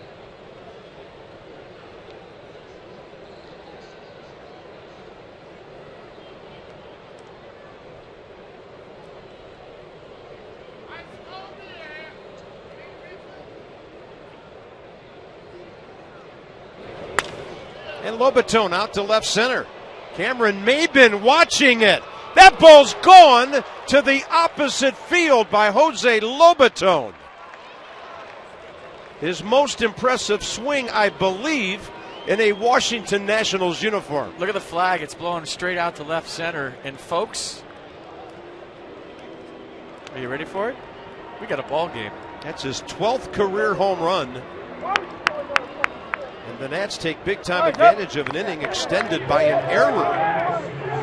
It's said the 3rd inning, long way to go in this one. And now the Nats within slam range, and third base dugout's alive. Good swing. We got a ball game. 4-run inning. 1 earned no matter what happens here. And here's Danny Espinosa. Jose Lobatone.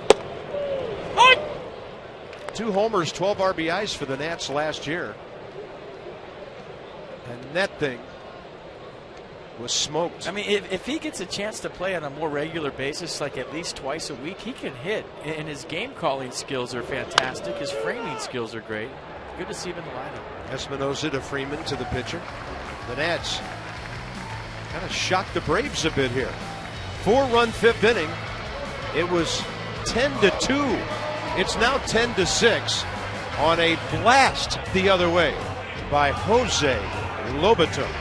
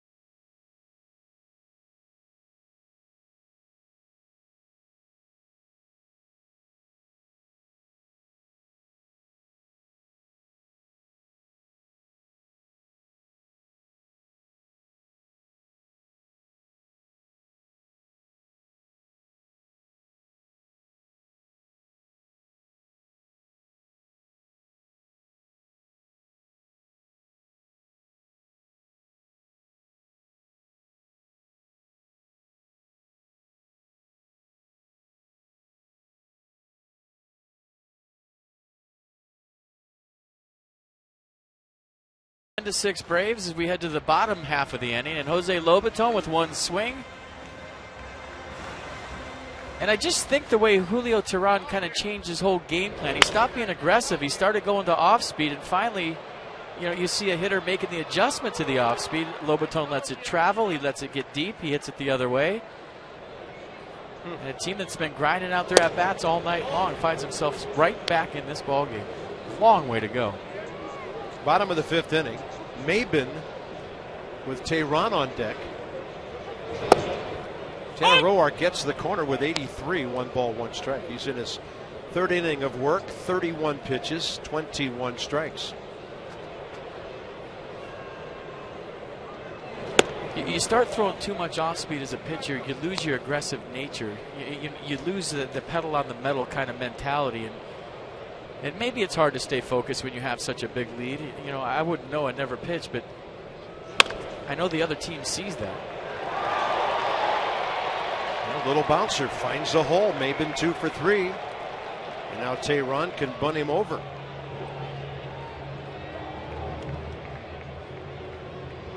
Good effort by Oakland. Nice swing by Maben.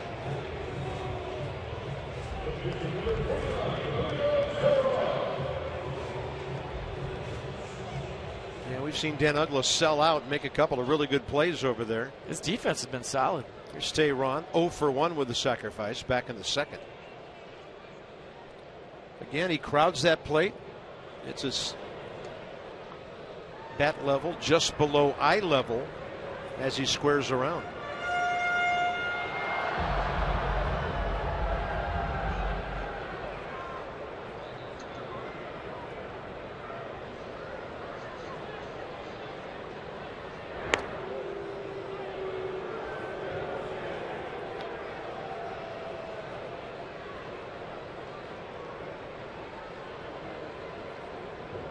Braves pitchers throughout the years have been so good at helping themselves out, doing the little things. That's a good looking bunt. Roark lets it go for Zimmerman. So the 3-4 to Uggla sacrifice perfect. There's been a lot of talk about expectations and the Nats living up to these expectations, and it might be, they're playing tight. They have a lot to expect. But when you look at left field here and you look at all the championships in a row in the 90s and the 2000s and how many National League East championships they won, there was expectations every single season for the Atlanta Braves, and they always stepped up and met them. And they didn't try too hard. They didn't press. They just had a way about them with Bobby Cox of professionalism with that staff that they had, and they did all the little things on offense and, played the game the right way. I'd go on and on and on, but expectations are not a bad thing. They're a good thing, and the Braves always lived up to them. And there's been a lot of talk in D.C. about how the Nats have handled the expectations. I'm not really buying it yet. They're not playing well. They're not even close to playing well yet. They're going to play well. But I just don't think it has a lot to do with expectations. But there's a perfect example when you look out at left field here on how this franchise handled them throughout the years. Yeah. Good call. And to show you how tough it is to win a World Series, all 12 of those teams, they won once. Right. One World Series in 4 attempts. Yeah, the Giants don't count. It's not that They're easy. freaks of nature. It's right not that the easy. way that's going. Roark with a 2-0 changeup right in there to Nick Markakis. And I was talking to Mark Lemke about it today before the game, and he was saying, I said, you guys didn't have the greatest offense ever. You just did all the little things. You got every runner over. You got every bunt down. You got every guy in from third. Your pitchers helped themselves out. You caught the baseball. You played fundamentally sound behind one of the best staffs ever. And, they didn't overwhelm you with their lineup. They just beat you 3-1 every night, or 4-1, or 4-2. It wasn't a real offensive ball club. They just knew how to win. They knew how to play the game. They had a great manager that was always a step ahead. Target in on 2-2.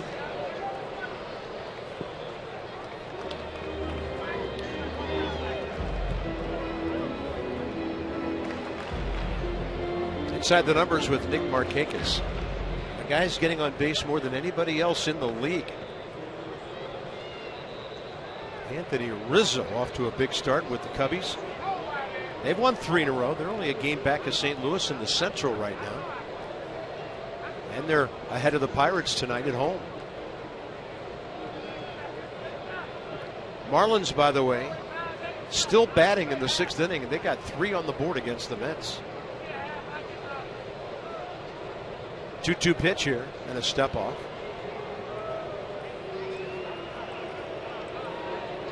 Well, there you have it. Guy standing on second base for quite a while. Here comes the catcher and the shortstop. Paranoia at an all-time high in the major league level. Yeah. We've seen so many trips to the mound this year. Catchers, Yadier Molina, I think, took about 14 trips a game when the Nats played the Cardinals, thinking everybody was relaying location or signs from second. And this is a center fielder, not a middle infielder, which you usually identify along with catchers as the culprits in that situation. Middle infielders, catchers, they're the ones looking at signs all night if you're playing the middle, and obviously catchers, no sequence.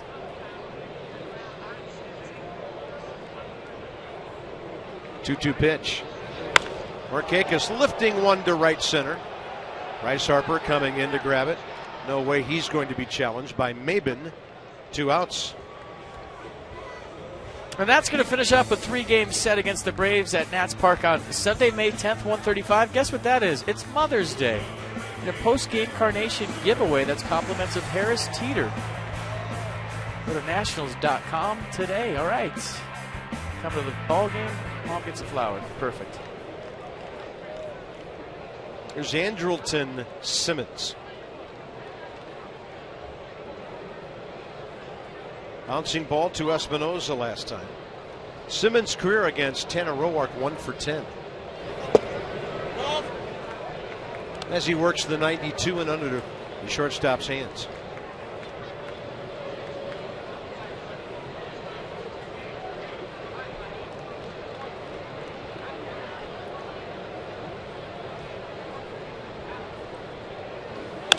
On a pitch up, Simmons skies to center.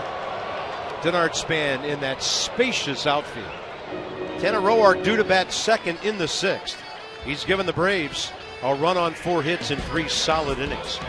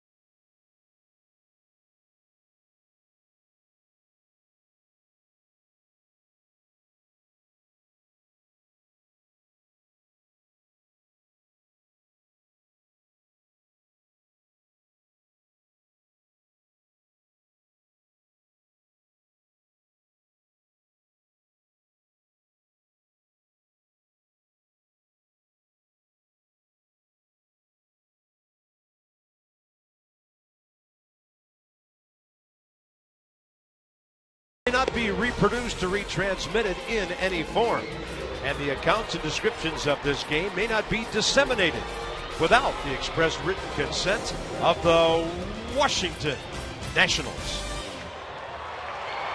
Tanner Roark steps to the on-deck circle here. Ugla leads off the 6th.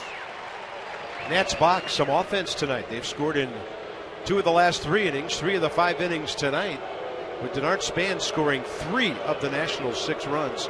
And the big blow, the Lobaton 2-out homer in the 5th. They gave the Nationals 4 unearned runs in that inning. Ugla based it up the middle last time.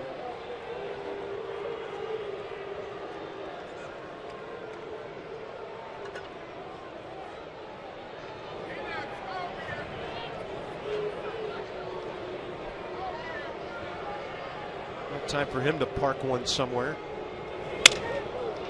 Right field. It's going to hang up. And here comes Markakis.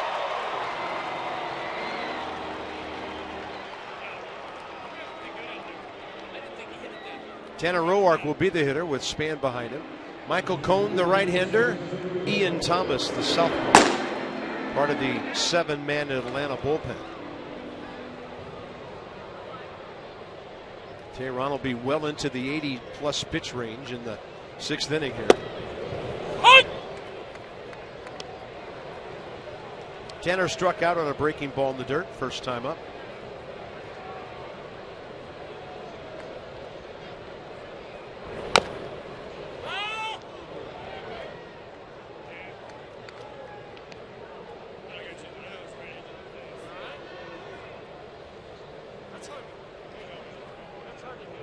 Having a little chat with James Hoy. Came up and got him.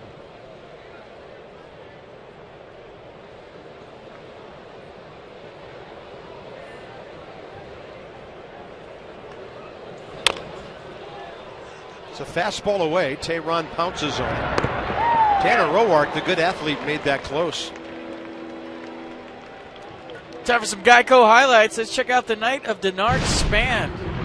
A little 3-for-3 work, and he got the party started with a little flip job to left. There goes the no-hitter. And he goes the other way for a double in the third, his second at-bat. Then, hey, you're going to try to work me in? All right, I'll get you out of there. So a double in the 5th. Denard Span perfect tonight. 3-for-3 with a couple of doubles. 3 runs scored. Well, Denard went the other way first 2 times up.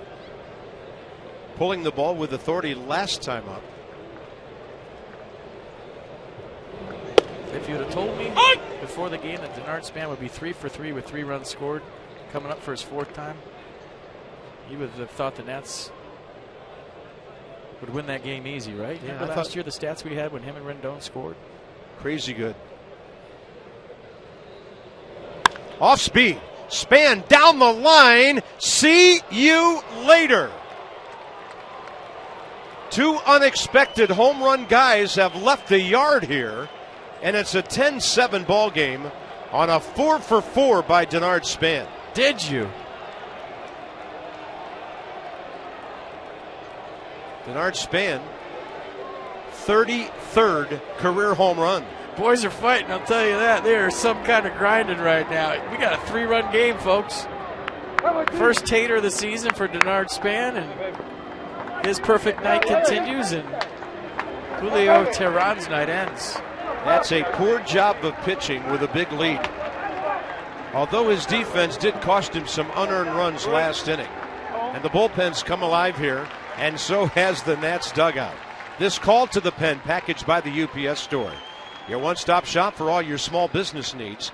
Let us handle your mailbox service needs. We love logistics. It's the right-hander, Michael Cone.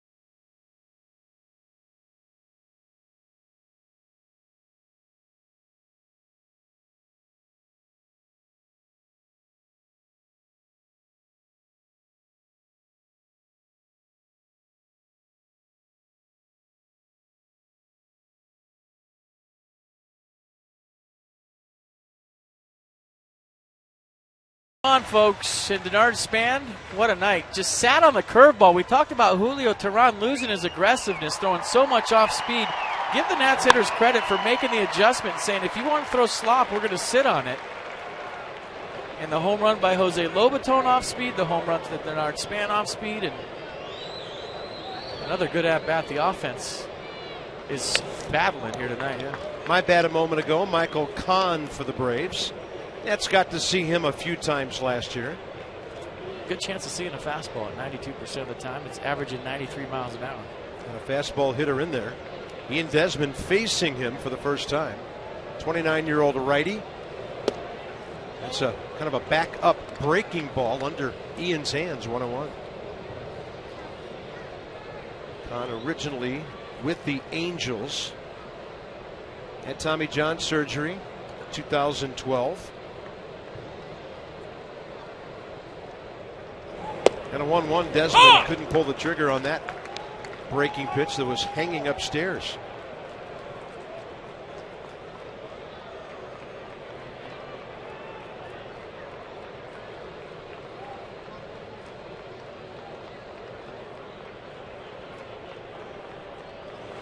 Way outside, 2-2.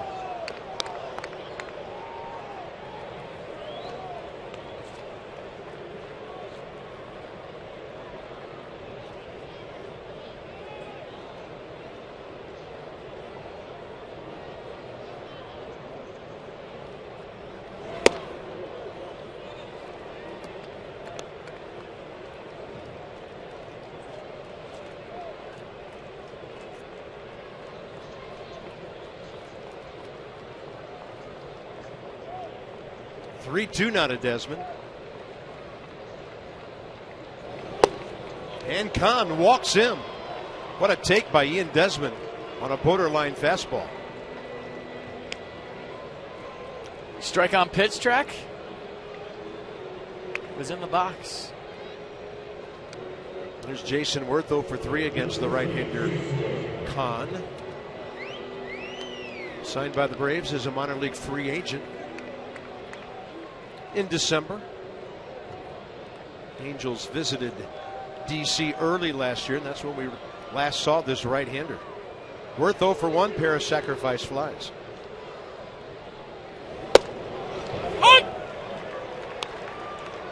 Yeah, lined out to right hard his first time up. A couple of deep fly balls for sac flies. He's looked good up there. The steal's back in, too, if you're Ian Desmond. Down by 3. Short lead. And Worth with a high riding fastball out of play.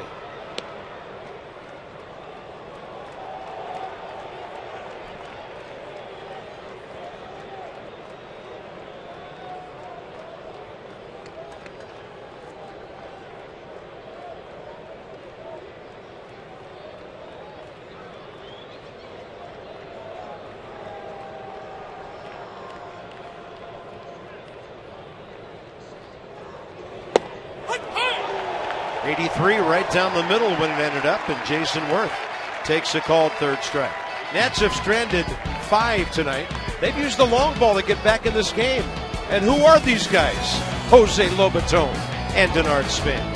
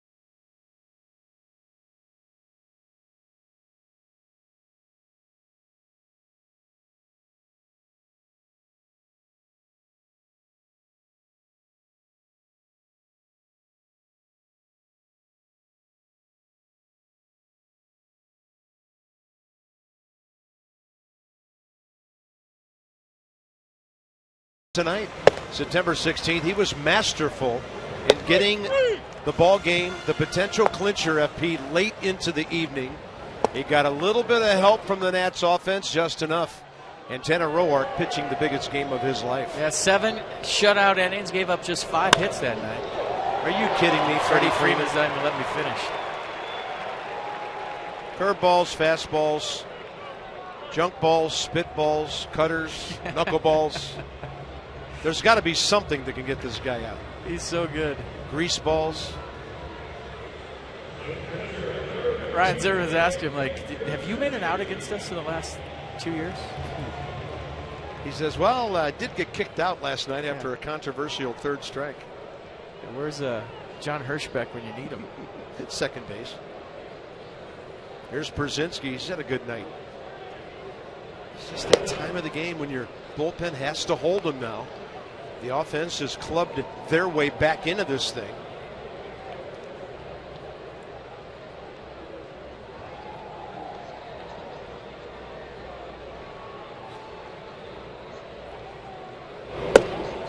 Tanner misses blown away with 92. The Braves have 14 hits. Luis Avila, the lefty. That's because Harper and Lobaton are 2 of the 3 hitters in the 7th inning do-ups for the Nats.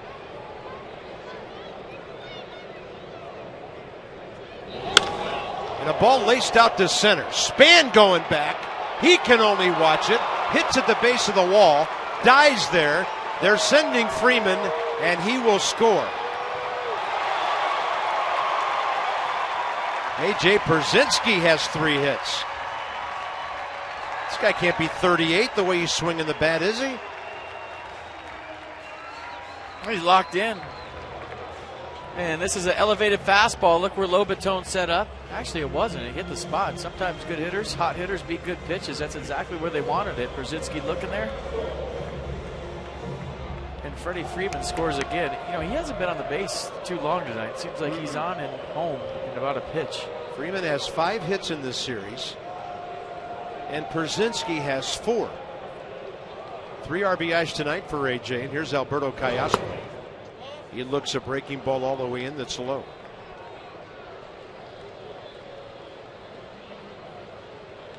Christian Bethancourt might be thinking, I'm never going to play. 11 runs on 15 hits by the Braves. But it's still a game.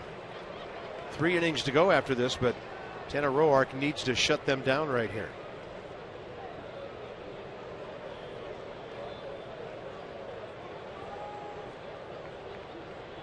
Callasco 2 hits, reached on an error.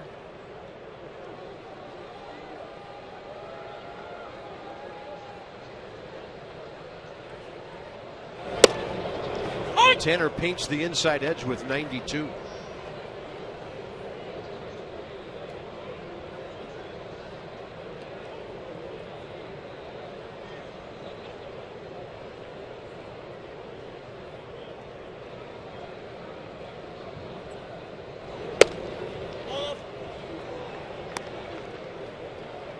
Lefty Matt Thornton. Maybe for Kelly Johnson, no matter what happens with this hitter. Man, they were talking about Roark throwing 50 pitches here tonight.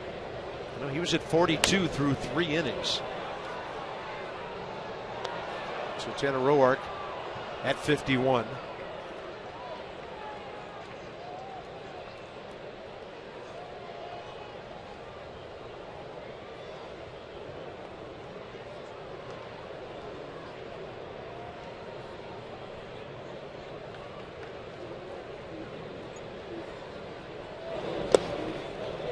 Curveball in the dirt. Walks him. 3 consecutive guys. These are the same 3 that reached against him in the 4th inning.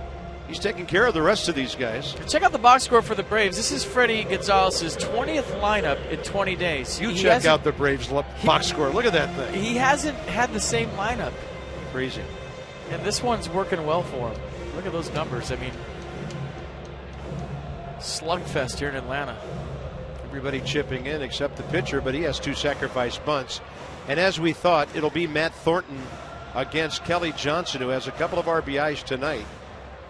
Matt Williams trying to keep this game within slam range as we play in the 6th inning. Long night of baseball. The Nats are battling back. The bullpen needs to tighten things up.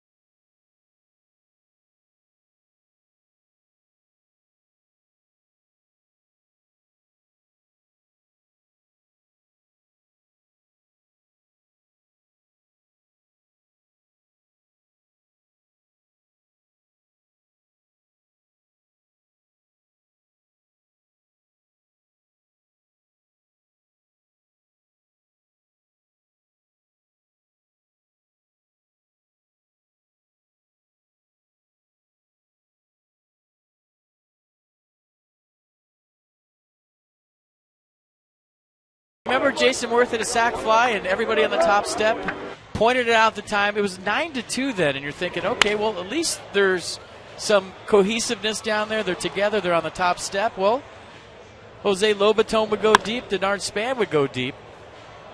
And the offense has been fighting all night long. They've made this a ball game. Big spot for Matt Thornton right now to keep it at 11-7 in a 4-run deficit. But there's been a lot of fight in the third base dugout. That's good to see. Yeah, so the game changer, some knucks, some high fives to go with some timely hitting here. I like it. Well, you and I haven't been doing ours before we go on the air every night, so maybe we need to clean it up a little bit. Nothing, a bottle of hand sanitizer won't solve up here.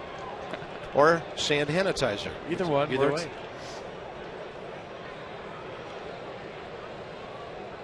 Kelly Johnson. 1 for 3 career against the lefty Matt Thornton. Sporting a 1.80 ERA. 5 innings of work so far. And they're going to hit Johnny Gomes for him, so they go righty-lefty here. And Johnny Gomes is the only guy on the Braves with a home run against Matt Thornton. Former Nat in there to hit.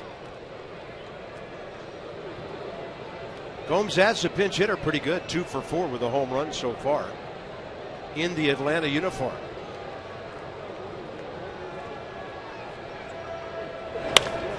Lifting a fly ball to left and then drifting over toward the gap is Worth.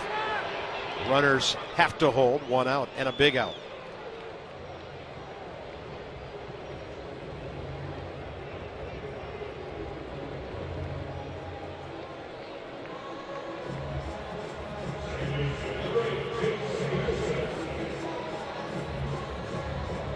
Next up, Jace Peterson. First matchup between these two. Peterson, a good night. 2 hits, an RBI, a run scored. Last night, 2 hits, an RBI, a walk and a run.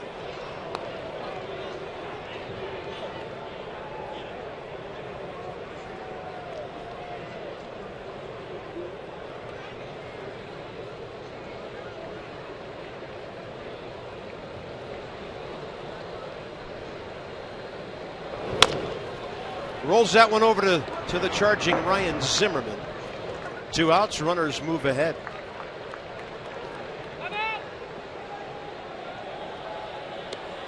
This is a big part of this ball game right here. You got 9 outs left if you're the Nats. These runs score, it's on ice for the Braves. You can't allow any more runs. Have to stop the bleeding if you have any notions about winning this ball game.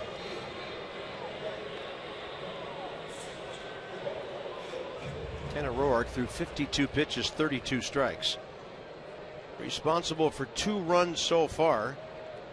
And Thornton wants to keep it that way as he faces Cameron Maben.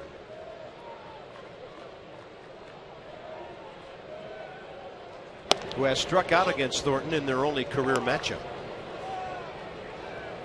Maben's had a good night, hitting in the number 8 spot, 2 for 3.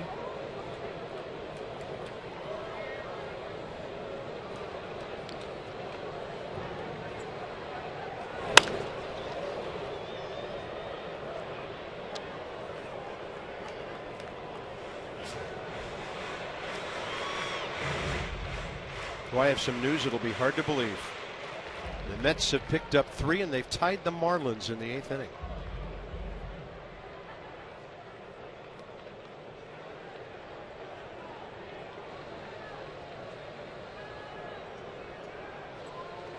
One.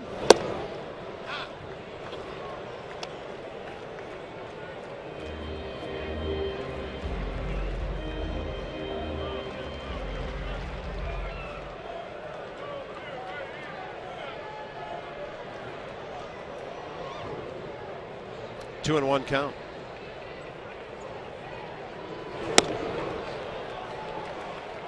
Pitcher spot next.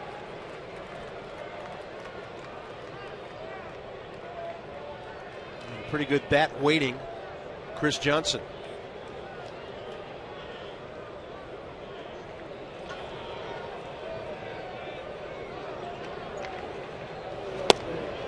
Thornton just missing, bases loaded. I think he thought that was a strike. Looked the way to me. And decision time for Matt Williams. Chris Johnson has never faced Matt Thornton. This is all Matt Thornton. What's the ball game right here?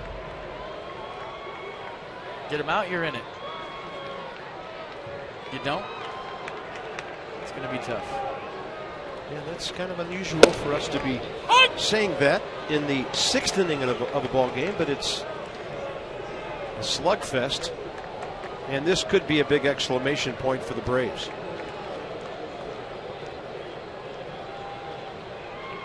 Could be a big out for the Nats. Absolutely.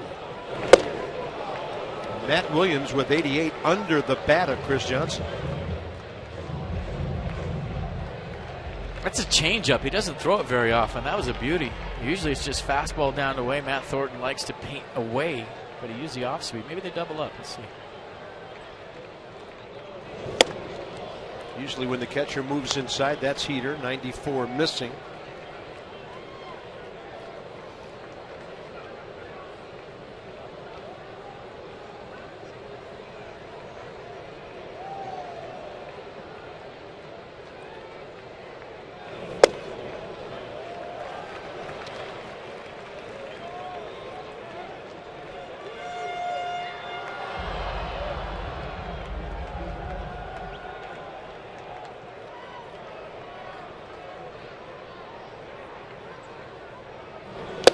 Got him! 88 downstairs. Big time job by Matt Thornton to get 3 outs. Braves had a chance for a big inning. The Nats hold them to 1. And with the 7th inning coming up, Thornton gets his job done. Bryce Harper will be in next.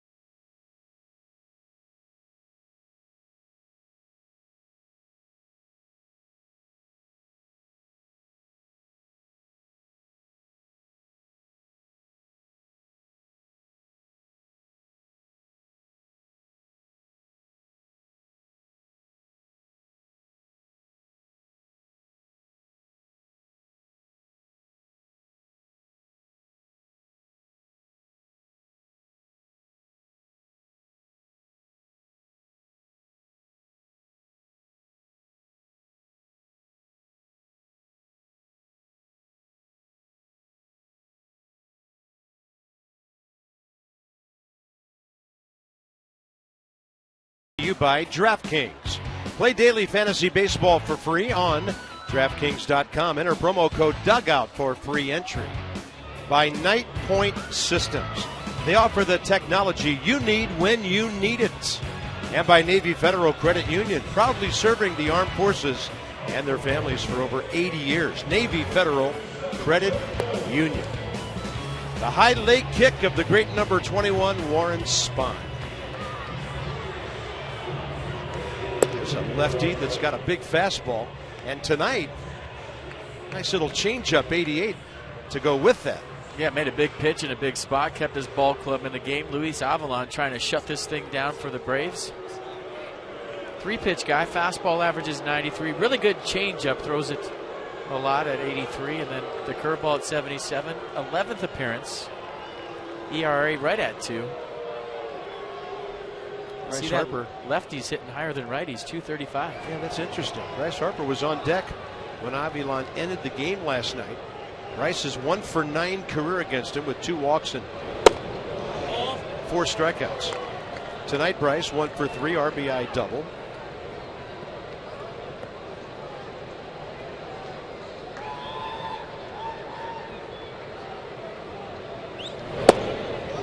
Taking all the way to even things up.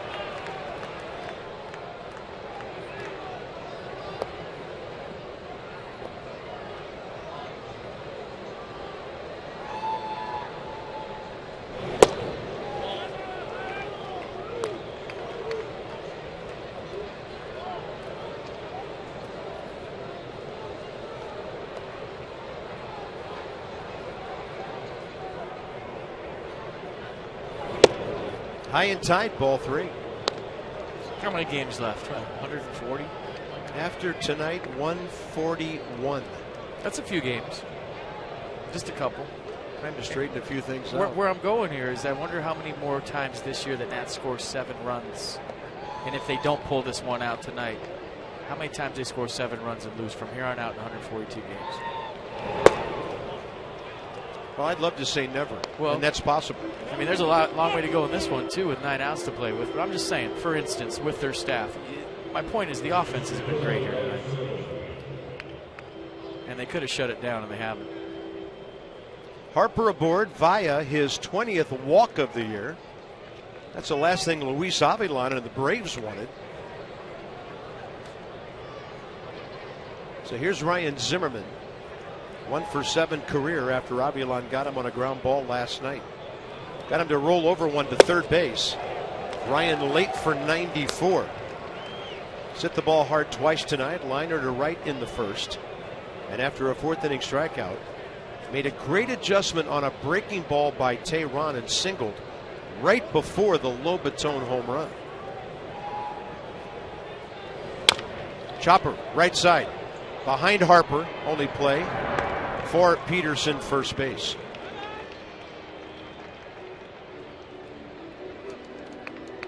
Jose Lobaton will turn around and for the first time this year bat right-handed.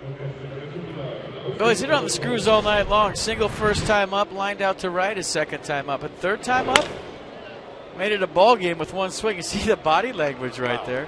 Kind of wishing that thing out of the ballpark. I think that shocked both of us, Carp. I didn't know that he had oppo pop like that. No.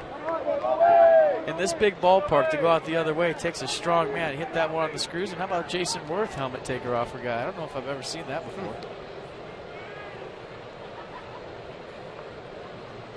And Desmond had scored earlier on that homer with Zimmerman behind him and then Lobaton.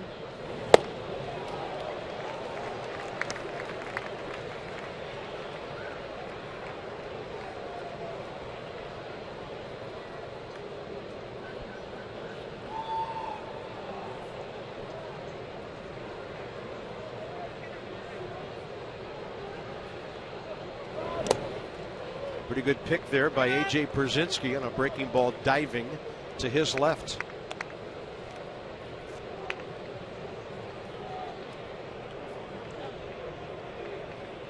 I've always wondered this, and I've talked about it on the air before. I wonder if Jason Grilly's down there in the Braves bullpen hoping the Nats score right now. Wanting a safe situation, he's 7 for 7. Closers will never answer that for you. I used to wonder that about my own teammates. Maybe after their career's over, they'll answer that question.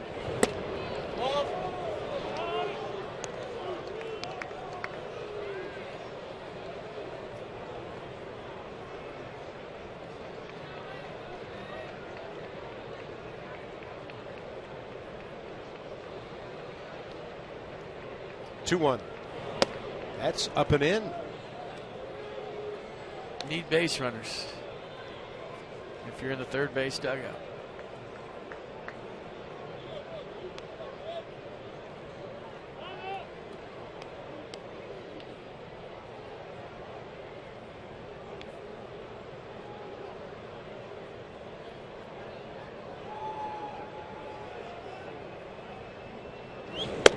Wow.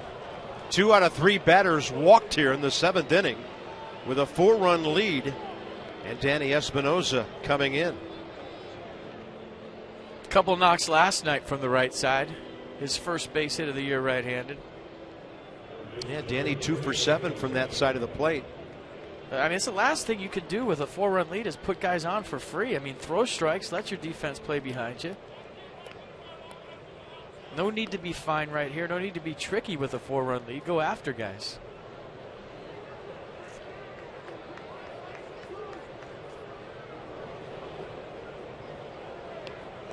Danny Espinosa, 2 for 5 career with a pair of doubles against Luis Avilan.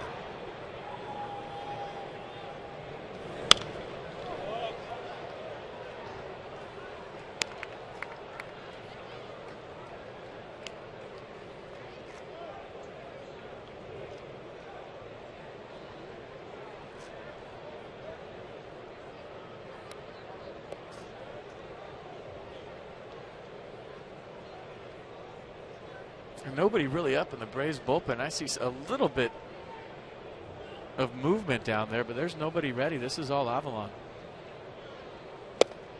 Espinosa went out reaching 0-2. Nissan will show it. He did this last night for a base hit, went out there and got one. Yeah, he was in pull mode there. The difference that one was 2 strikes. He's still thinking about 11-10 game with that swing.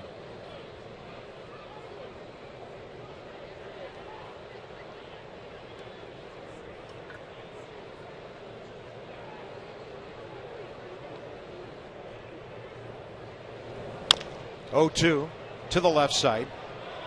Not a tag. Out at first. So Callaspo tried to get Bryce on the way by. It'll be second and third, 2 outs. Dan Uggla with a chance to inflict a little pain on his former team and make this a 2-run game with a knock. Uggla facing Luis Avilan for the first time.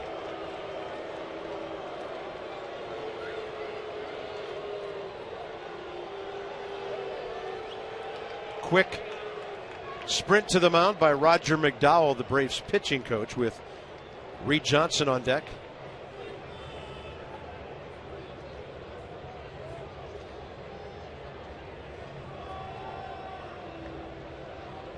Celebrate the season with the American Standard All-Star Sales Event. Visit MidAtlanticComfort.com for amazing rebate and financing opportunities.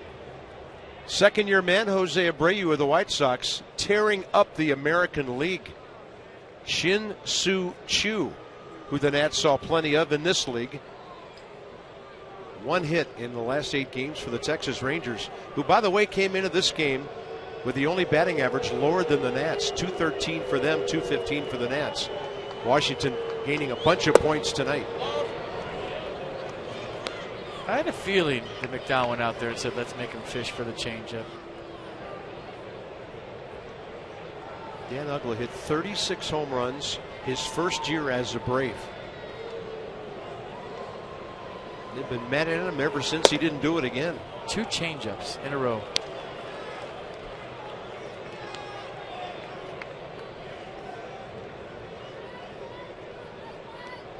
All systems go here. It just seems to me, and it goes to Julio Teheran, that the Braves are pitching not to lose instead of win. Good call.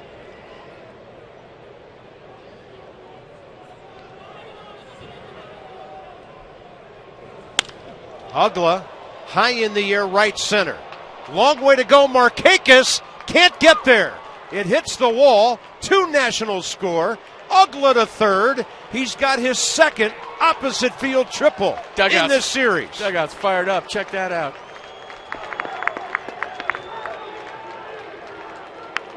Dan Ugla getting some frequent flyer points going the other way here. I mean, you're pitching passive. 3 changeups with a 4-run lead. They're not going after hitters, and the Nats are making them pay. All the damage has been done on off speed ever since the Braves had a big lead. They're trying to sit on the lead. It's almost like a hockey team that scores some goals. They're dumping the puck. They're chasing, and now the Nats are in this. Great swing by Dan Ugla. And a good night for the former Braves second baseman here in Atlanta, putting a stop to all the boos. And it's only the 7th inning, and now the score is 11-9. Game on. Reed Johnson, the hitter, another former Brave. And he goes in the air deep to right field. Markakis back. He can't get it. It bounces out of play, and this is an 11-10 game. Are you kidding me? Folks, if your friends turn off the game, wake them up, call them, text them, FaceTime them, whatever you got to do. We got ourselves a ball game here in Atlanta. And if you turn this one off, I feel sorry for you because the boys are fighting. Reed Johnson not waiting around. He gets something up and away. Now, ball carrying to right field right now, and the tying run, that's right, the tying run is on second base in the former Reed Johnson. Look at the dugout. Denard Span is 4 for 4. Looking for his first career hit against Luis Avilan, who struck him out looking last night. Triple shy of the cycle.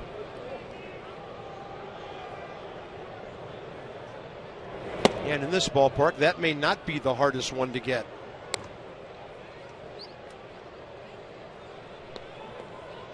(11-15-1) Atlanta, 10-12-1 Washington.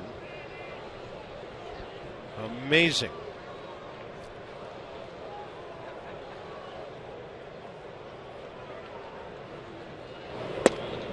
Inside 2-0. Right-hander John Cornley.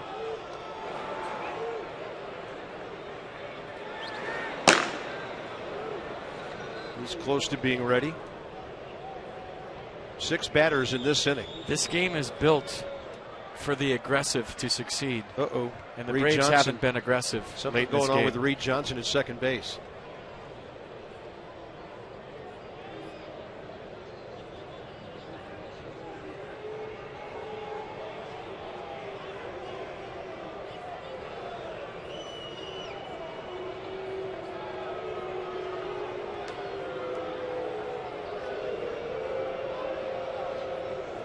Must have been out of the box because it was a ground rule double. It wasn't like he had to shift into another gear to get to second base. So looks like he's okay, going to stay in the game. And the Nats a man short with Escobar. The other, Reed Johnson's faster than the other 2 guys left on the bench. Let's check it out together. I was watching to see if the ball's going to get out of here. I didn't. Oh yeah, right out of the box. Something grabbed. He's thinking he can score on a base hit, and it's a big run, folks. So, when you guys tell you you can go, you got to trust him.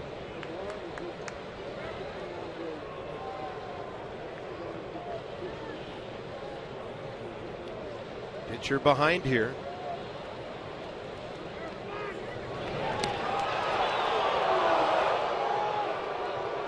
Kind of a crafty move by the Braves right after the pause. Well, they saw the wounded gazelle in the meadow and they tried to pounce.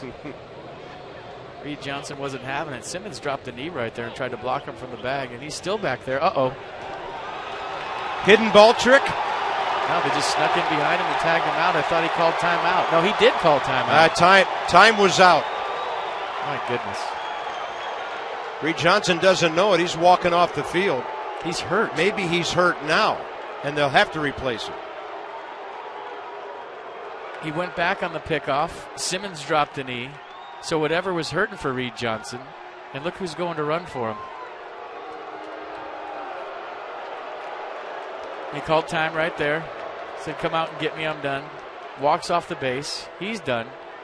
And then Simmons runs behind him, and tags him out. Like, you really think he's just going to walk off the bag into the dugout without timeout? Doug Fister, the pinch runner, ladies and gentlemen. He's ready. I'll tell you. What a game. Are you kidding me? When these two get together, these two teams. I mean, this game couldn't have started any worse if you're a Nats fan or a Nat.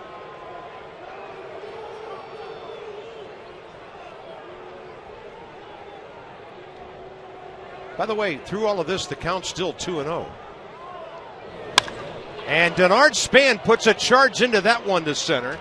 Back to grab it, Cameron Maybin.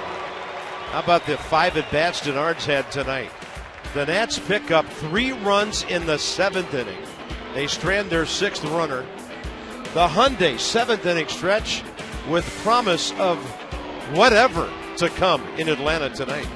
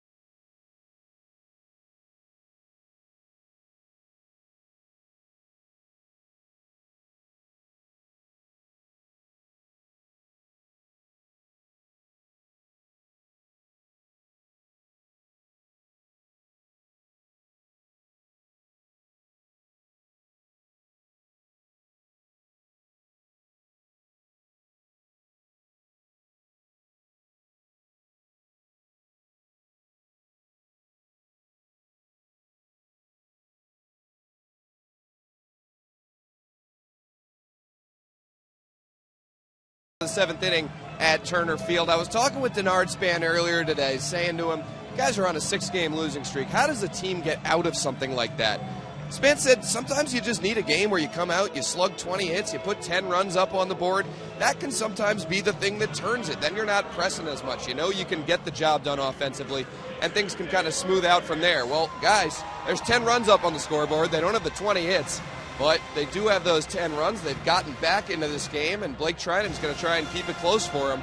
They've got 6 outs left to play with. And some big outs to get for the bullpen now that it's a 1-run game. Blake Treinen against the top of the Braves order. Markakis, Simmons, Freeman. 9th appearance, knocked around a little bit lately. He's got all the stuff in the world, just needs to work ahead. And he misses, ball 1. Yeah, 96-98 with the bowling ball sinker. His slider's been good. He's got a couple of grips on the slider. One's a little sweeper, one's more like a hard curveball that goes straight down. They've both been good.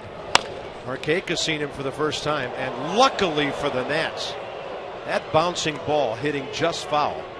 I don't know how close that was when it went over the bag. But Bill Welke called it foul. This game is identical to a game the Nats played here last year on August 8th. You remember the Braves jumped out to a 7-0 lead. They scored 2 in the first, 4 in the second, 1 in the fifth, 7-0, and the Nats came back and made it 7-6 with a tie and run on second. Yep, they didn't win that night, but they went on, didn't they? But that was the night that we heard the click. They were 10 games up at that time and still in a dogfight in the East, and after that they just took off. So while there's no moral victories at the highest level, that was one of those nights where the clubhouse was fine after the game. That's a pretty good breaking ball by Treinen. Dan Uggla throws out Nick Markakis, 7th inning, bottom half underway. Simmons and Freeman the next 2. Peanuts return to the Fitz May 5th through the 11th. Promotions include $2 tacos and tall boys, belly buster night, kids run the bases during the game, Prince and Princess night. Carp, you'll be there for that. Anthony Rendon t-shirt, fireworks, and more. Visit PotomacNats.com for more details. Kind of liking the sound of those $2 tacos. Yeah.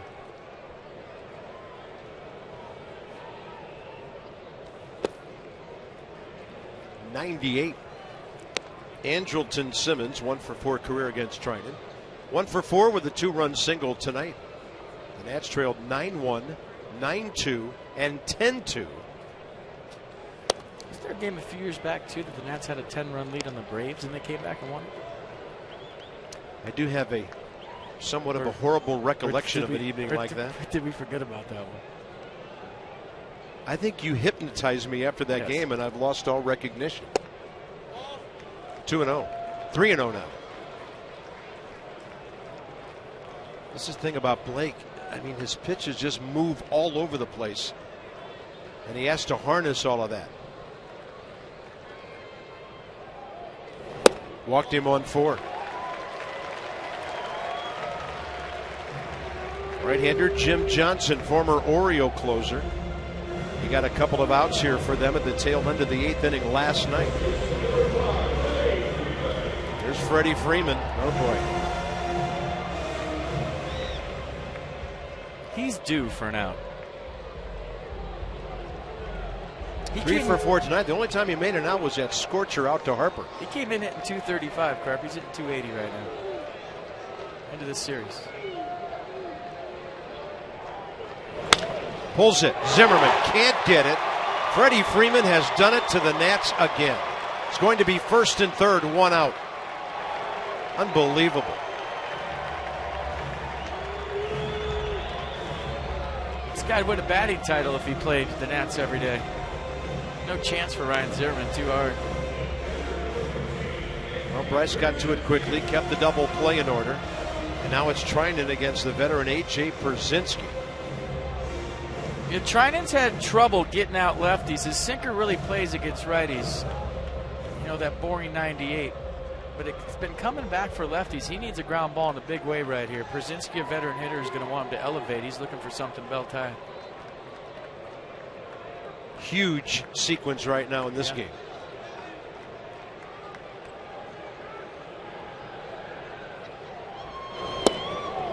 Goes with the breaking ball, a beauty.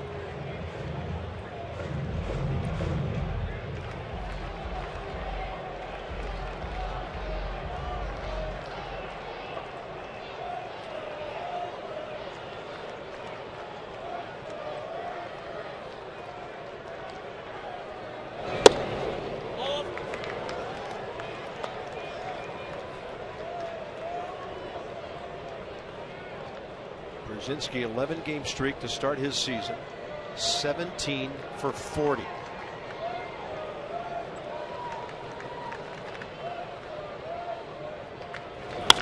Trinan drops a breaking ball on him, and it's a base hit.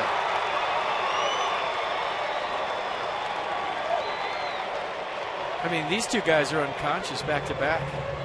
Freddie Freeman, AT Pierzynski. That wasn't a bad pitch right there by Blake Trinan. Well, they each have 4 hits tonight. I mean, maybe you sped him up by going with the off speed, but look at him dig that out. Jose Lobaton going to block that pitch. He got the ground ball he wanted. It was just in the hole. Nice piece of hit by AT Pierzynski. 12-10 Braves. Now Callaspo. This is crazy. What a ball game. 29 hits, 22 runs. And the 8th inning is still ahead.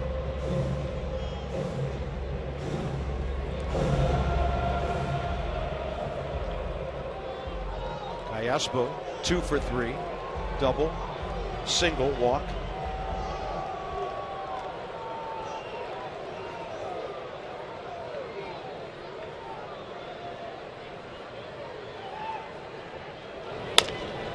Bouncer right side. Ugla.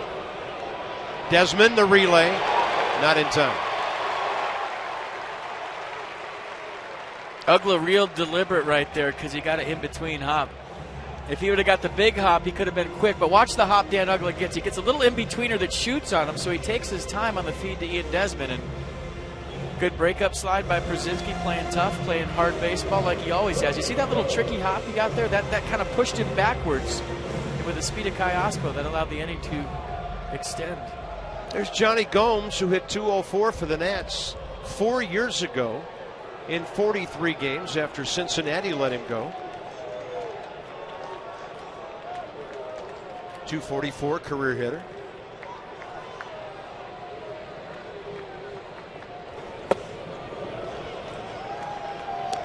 but only about 200 career against right-handers. Fly ball to left field, first time up. Back in the 6th. He was the first batter that Matt Thornton faced when he hit for Kelly Johnson. Good block. Not an easy block. Having quite a night, isn't he? That's an 86 downer with a little hair on it. He just kept it right in front. Runner on third base. Watch this. Textbook. Stay soft, keep it right in front, check the runner.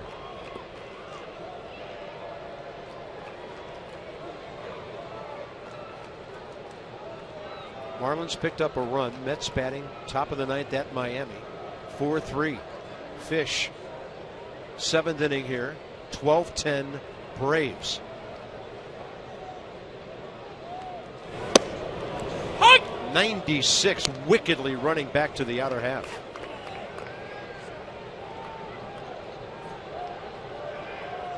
It's just so odd to me that with his great stuff that he doesn't miss more bats.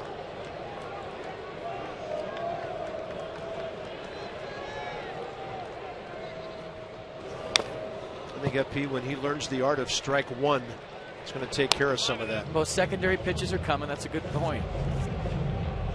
You know, he's got the couple of sliders that he throws. But for a guy that throws 98 with that much sink, there's a lot of balls put into play. 2-2 pitch to Johnny Gomes.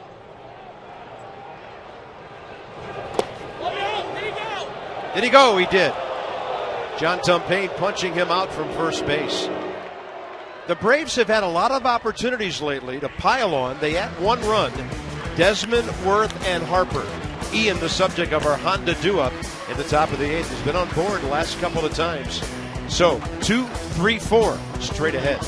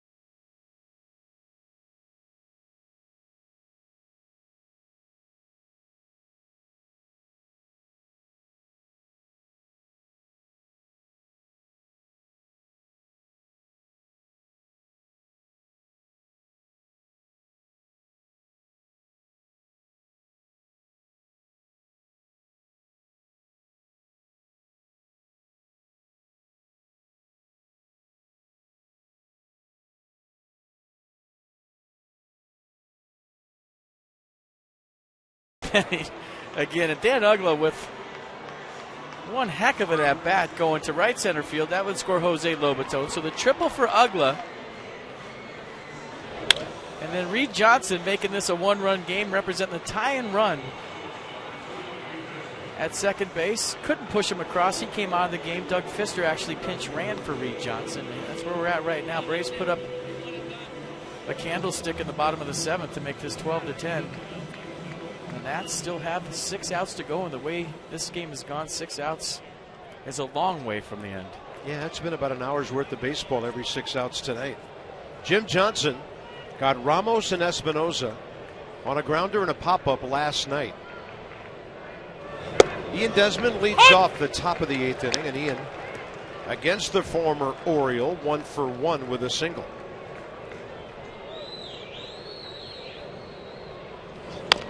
Jam, left side.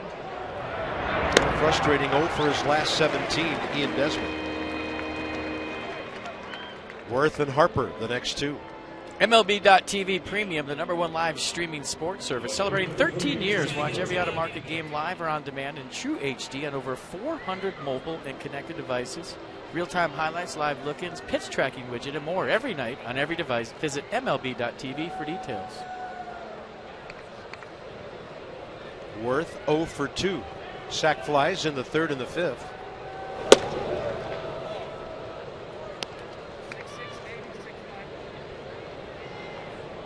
His job to try to get on for Bryce Harper.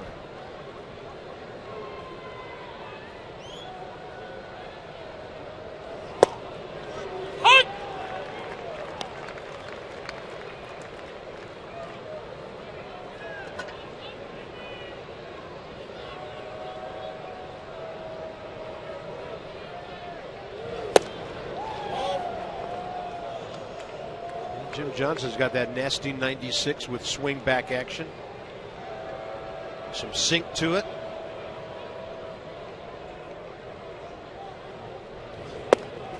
And that's up and in, 3-1. Big pitch coming. Huge pitch coming. Nats received 2 walks last inning from Avilan. Both men, Harper and Lobatone, came around to score. That's going to run back to the outside edge. Jason's going to have to protect out there now. Yeah, he's right over the top with that 94-95, but he's getting inside the ball so much that he's creating run back.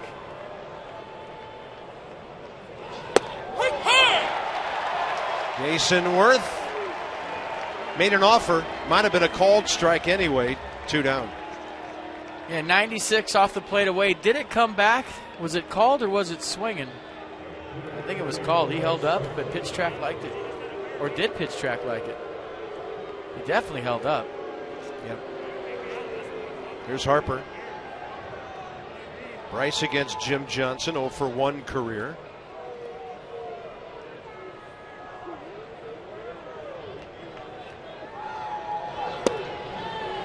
Low in the zone, that one. Took a little bit off, 95. First inning RBI double. 7th inning walk, his 20th of the year, and a run scored.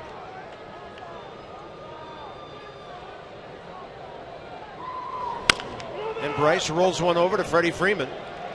The Nats go quietly. That's the first time they've gone 1-2-3 tonight. Middle of the 8th, 12-10 Braves.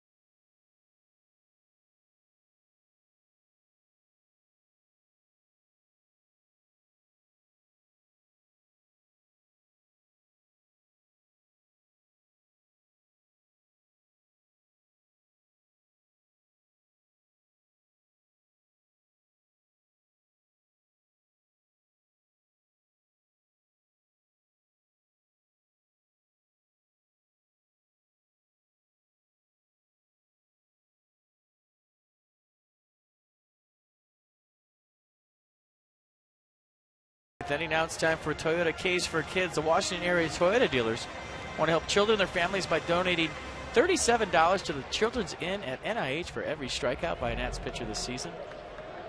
If it was Toyota's hits for kids tonight, you could take the rest of the week off. They'd be doing well. Up the middle, Blake Trinan stretches out that big frame and retires Jace Peterson as he enters his 2nd inning of work. Bullpen a man short tonight. Rafael Martin sent out with the activation of A.J. Cole. So trying to pick up an extra 3 outs right here. Cameron Maybin.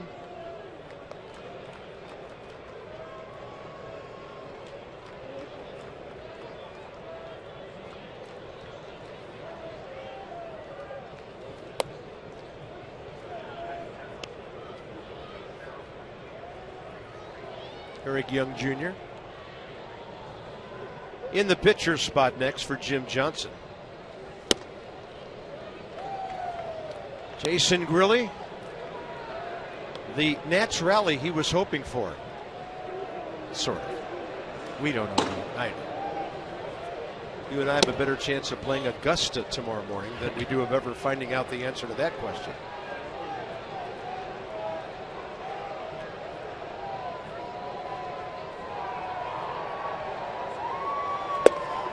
That is wicked. Hitter turned his back on the pitch. That was not exactly your automatic 3-0 BP fastball. Trying to buy ball 4 with some body language. 3-2 now.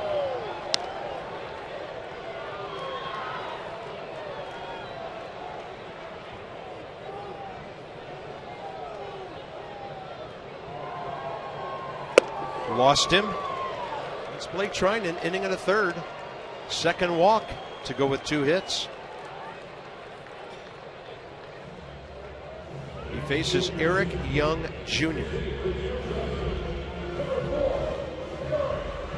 Bunt's definitely in play for Eric Young Jr. If you remember Blake Trinan, he's had trouble fielding bunts this year. He bobbled the big one, and well, it wasn't a bunt, it was a comebacker in Boston, and that's part of Eric Young Jr.'s game.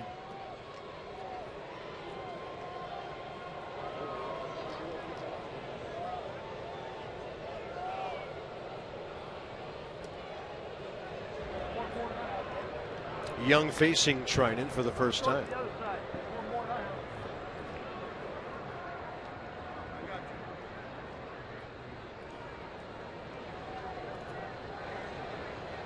Throw over Gibb.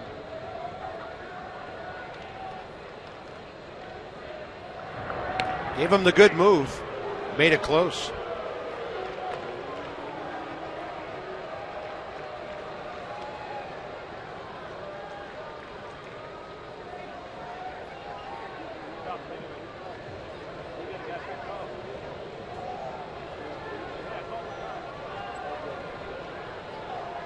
On the move is the runner.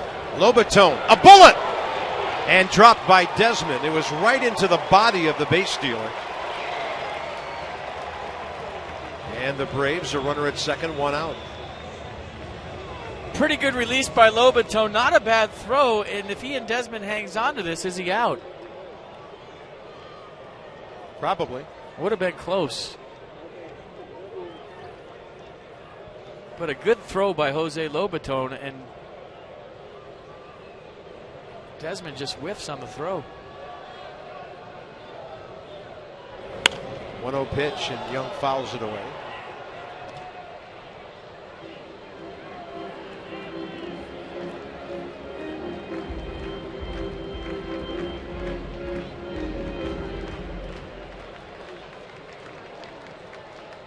Marlins held on to beat the Mets tonight 4-3.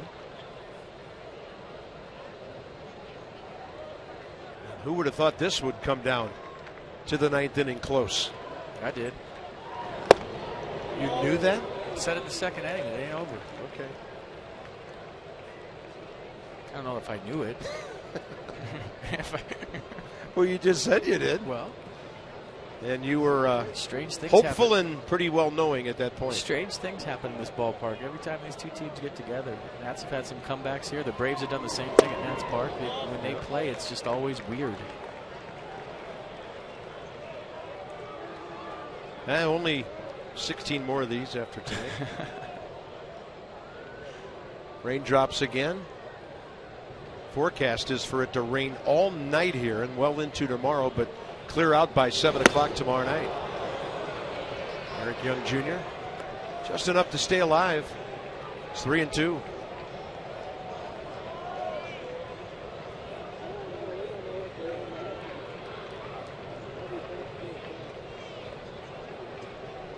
A lot of rain approaching right now, actually.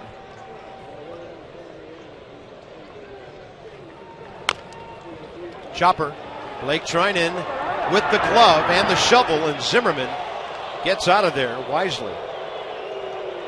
Eric Young Jr. was signaling himself safe before he got to the bag, and Ryan Zimmerman had to kind of get out of the way here. Well, the shovel by Blake Treinen is telling me he doesn't like to throw the ball. He's done it twice tonight where he's underhanded at the first base. You see Ryan Zimmerman kind of cheating right there. And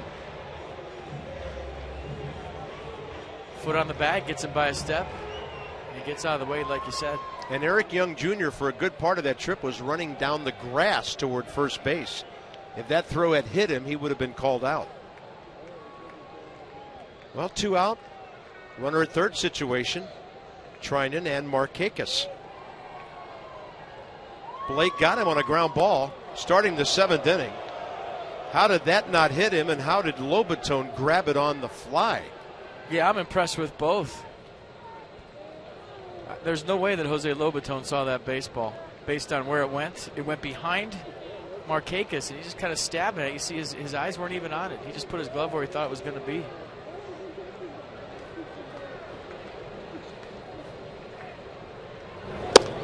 Ball.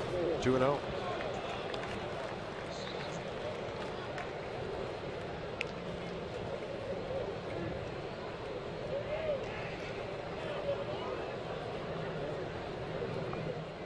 Don't have to give in right here. Up in the zone, tailing away 95.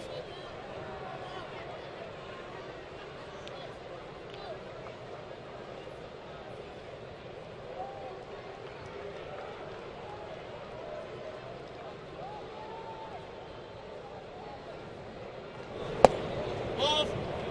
Wow. Similar pitch. Just away, 3-1. Well, you got a sinker that bores into a right-hander and a right-hander on deck, and a left-handed hitter up that likes the sinker out over and can use the whole field. You don't have to throw a strike right here if you're Blake Treinen. Make your pitch, and if he hits it, that's all right. 2 walks in the inning. Righty-righty matchup now with Andrelton Simmons, who Treinen walked with 1 out last inning, and he came around to score on the Brzezinski base hit. Extended outing for Blake and Steve McCatty on the way.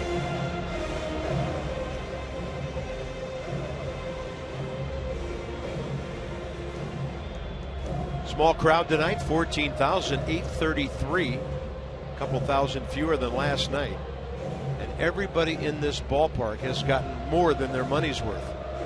Some of them might pay on the way out. Some of them were dressed like blue seats. A lot.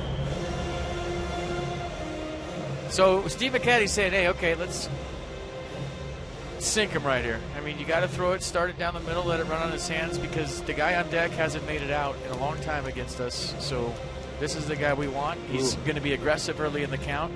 Take advantage of that aggressiveness and just make a pitch. Trust your stuff.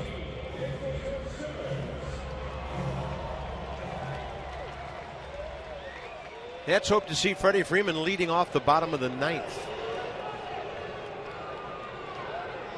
Simmons 1 for 4. 2-run single, a walk, 2 runs scored.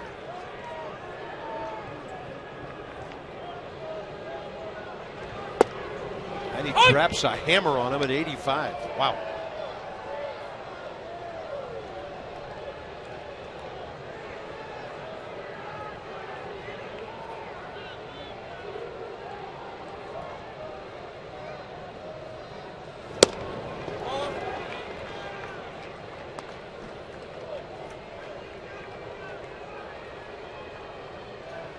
Kind of not finishing his pitches. If you watch his follow through, he's not throwing through the target with his fastball.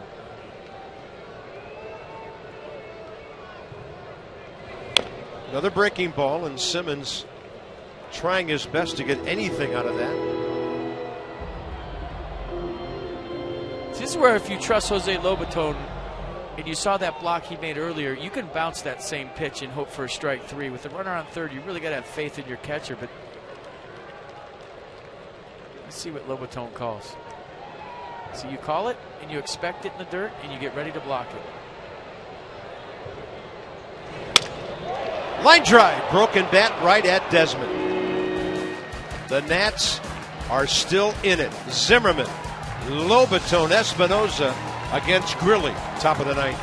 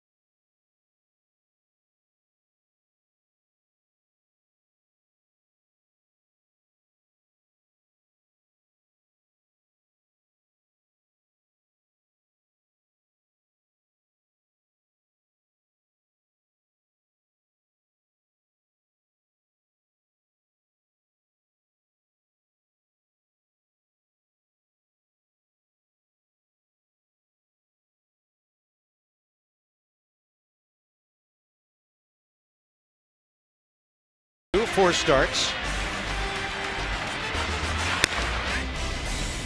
Alex Wood, he's 1-0, 3 ERA in 4 starts. Zimmerman, 4-2 against Atlanta. Wood, 3-1 against Washington. Johnny and Ray, 6:30 tomorrow night with a good pitching matchup, and the Nats hope they can rally here and make a rubber game out of that tomorrow night. Jason Grilly, 7 for 7 in safe situations. He was the sensation of Pittsburgh 2 years ago when he served 33 for the Pirates. His fastball up a tick this year. Last year it averaged 93. This year 94. Slider 82. 11 strikeouts versus just 2 walks. And look at the average against. Opponents just hitting 0.87 against Grilly this year.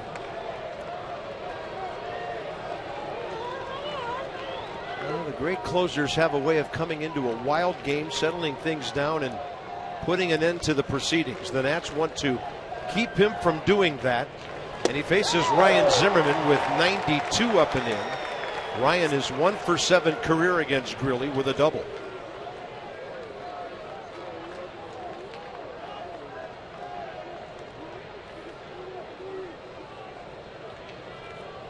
Nats looking for a bloop and a bomb. Yep.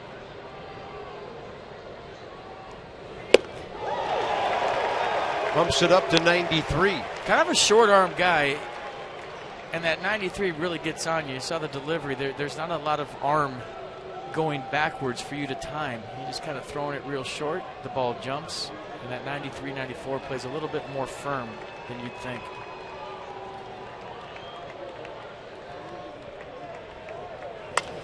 Another fastball up and in. Ryan fouls it away. Zimmerman tonight 1 for 4. In the series, 2 for 9.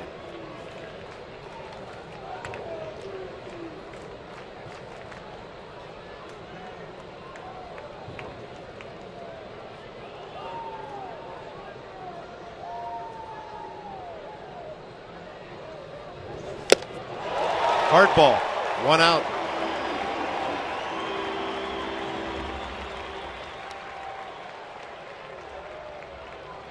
Climb the ladder here with 94, and you see how quick his arm gets to the release point, and that's where the deception is with Grilly. I mean, just reading Ryan Zimmerman's swings, those were 93, 94, but they're playing much harder, and I think you're seeing why he's had some early success this season for the Braves.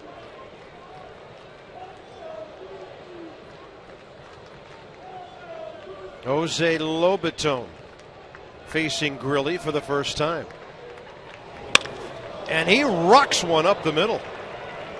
What a night for the Nats' so-called backup catcher. He looks like a front line guy in this game. Well, there's the runner that gets the tying run into the box. Not waiting around. First pitch hunting, Jose Lobaton. Third knock of the night, on base 4 times, and his only out was a bullet to right field. Done a nice job catching a lot of pitches back there tonight, but he's done a better job with the bat. Danny Espinosa, 0 for 2 career against Grilli, who has struck him out twice.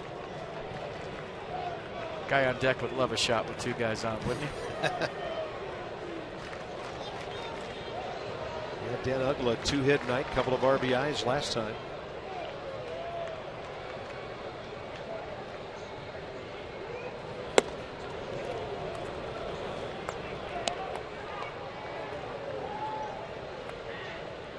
The Nats have a left-handed bat on the bench if it gets down to the number 9 spot in Clint Robinson.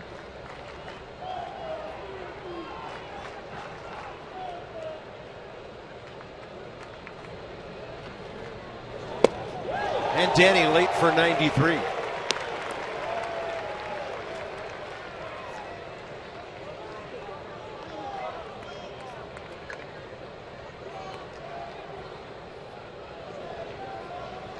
.30 hits in the game, 12-10 Braves, top 9.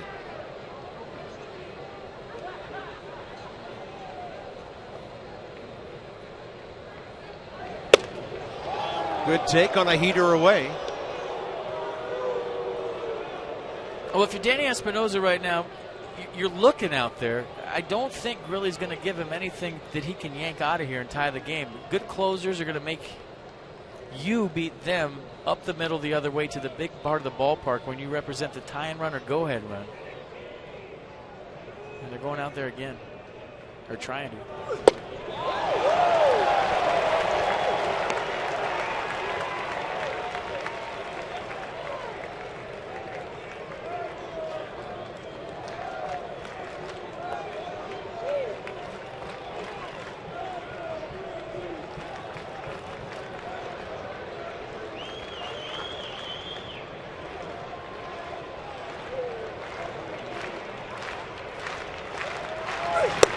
Espinosa takes the fastball up. Huge pitch coming.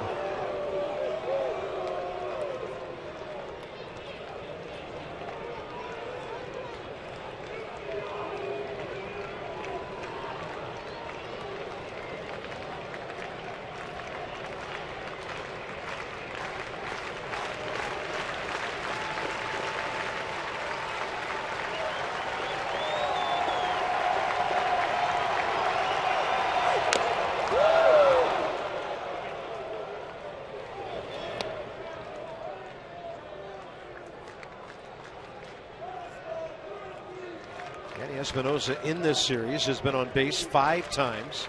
2 hits, a walk last night. Single hit by a pitch tonight.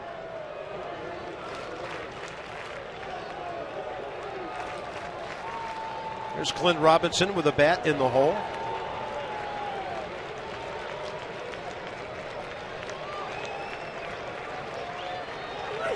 Three-two pitch upstairs. Wow. Tying runs on base.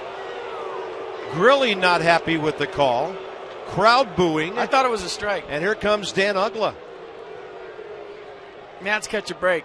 Jason Grilli's reaction says it all. Danny Espinosa on, and Freddie Gonzalez probably not happy with that call. And Dan Uggla has a chance to be the hero right here, right now, and he's had a nice night. Nats bullpen getting revved up. Matt Grace if the Nats can tie it. Drew Storn if they go ahead. Here we go. Dan Uggla, 1 for 4 career against Grilli.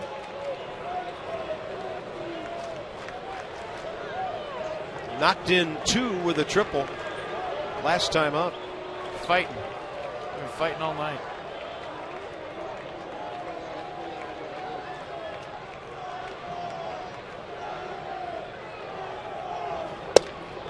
Oh! 83 on the slider.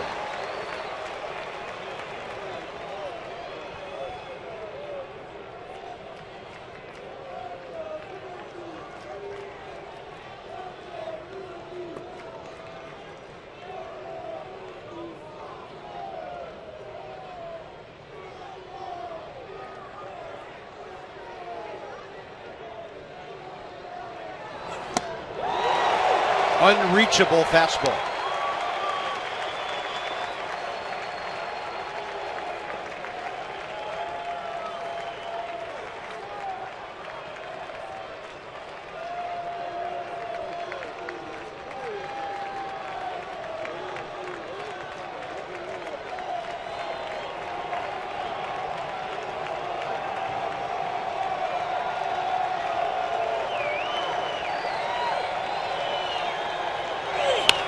And Ugla, deep left field.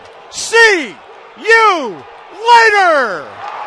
The Nationals are on top 13-12. Unbelievable. Dan Ugla, last 2 at-bats, 5 RBIs on a triple and a homer. I mean, that's just got to feel unreal for Dan Ugla and unreal for everybody in that third base dugout. He can't believe it. We can't believe it. And the Nats take the lead 13-12 in one of the craziest games we've seen in a long, long time. I got goosebumps. I don't know about you. Here's Clint Robinson, Grilly's first blown save of the year. I mean, he was flirting with that fastball middle into Ugla before that, and I'm sitting up here scratching my head saying, you're going to go to the pull side with this guy? And he went with it again, and Ugla beat him. And there's hugs all over the dugout.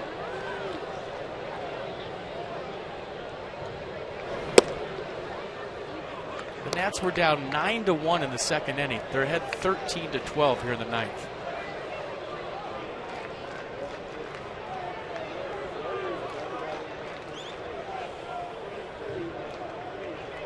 Still only 1 out.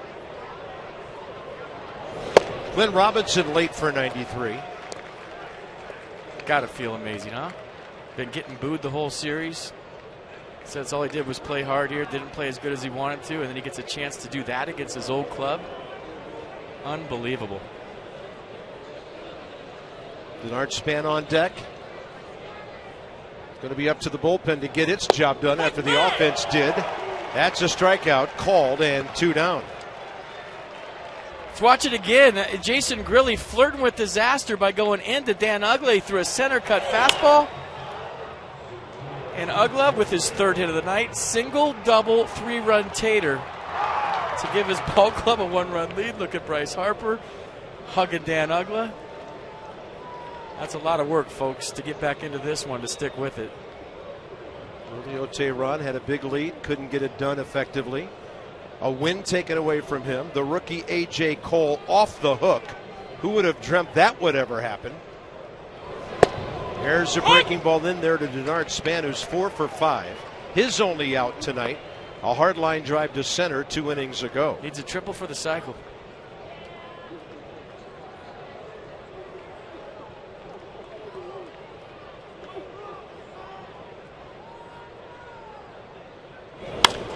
And Span out of play to the left side. Drew Storen. It's been a while since he's even had a chance to save a ball game. Do you think he was thinking he was going to get a save tonight in the 3rd inning? Or even a chance? Dan Ugla, I mean, you talk about a towering home run. That was almost up to the walkway, about 15 rows into the seats out there. 0-2 to Span. Fastball. Denard fights it off.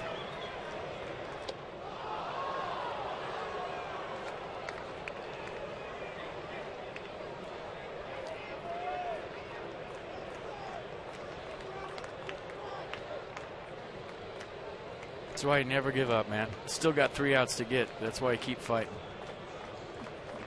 Matt Williams got to be proud of his club either way tonight.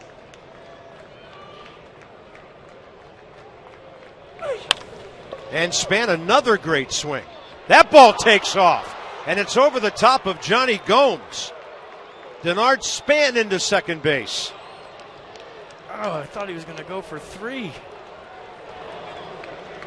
That ball untouched, so a 5-hit night for Denard Span. He needed a triple. And he's stung it every time, 90 feet short of a cycle. I don't think he had it, but, you got to play the game. You're up by 1. You don't want to make the third out at third base. But right here, Johnny Gomes gets fooled by the extra gear on the Denard Span line drive, and right now you're thinking cycle. What a night for Denard Span. Dan Uggla approves. I tell you, this is a big at bat for Ian Desmond. Chance to give the Nats a crooked number lead with Freddie Freeman leading off, bottom of the 9th. And Desmond rips it. Simmons picks it. Freddie Freeman picks it. Wow. Have you had enough action in these 8.5 innings? Oh, my goodness. There are 3 outs to get. Dan Uggla makes it possible with his first homer as a Nat. An amazing high drive to left. It's up to Drew Storen now.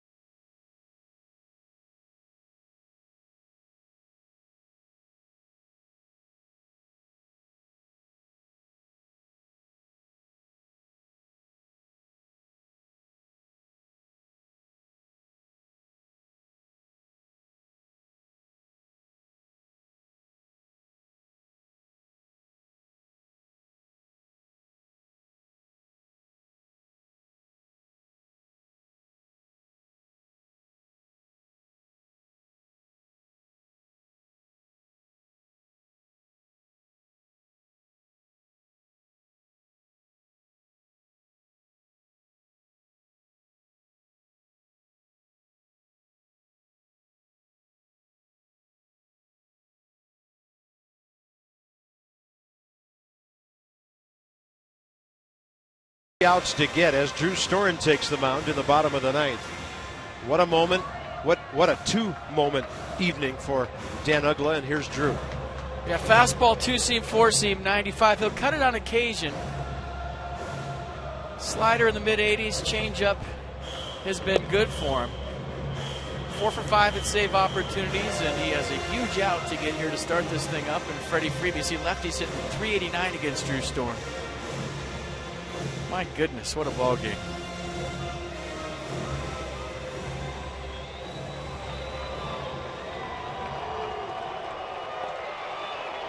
So the Atlanta fans getting revved up.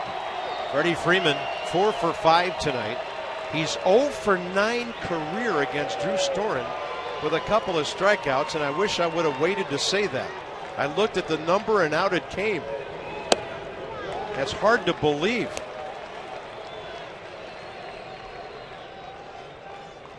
But it's Drew's job to get him out. Well, it's the part of the order that's been lights out tonight for the Braves. Freeman, Przinsky, Kayaspo's been tough. Yeah, it's not going to be an easy one. 3 lefties. Out of play, left side. Freddie Freeman looks dangerous on every swing. It's a dangerous pitch going into a power hitter.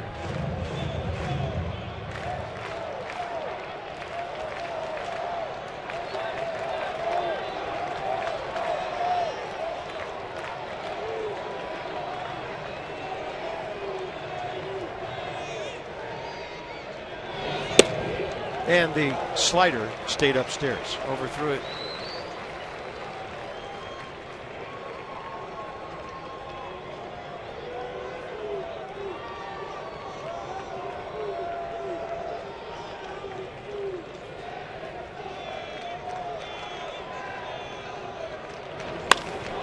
Fly ball to left. Not going anywhere. Jason Worth, 1 out.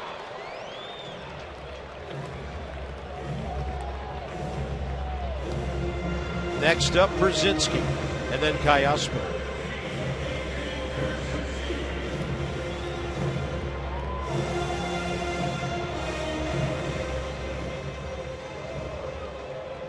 A.J. Pierzynski, 1-for-1 career against Drew Storen.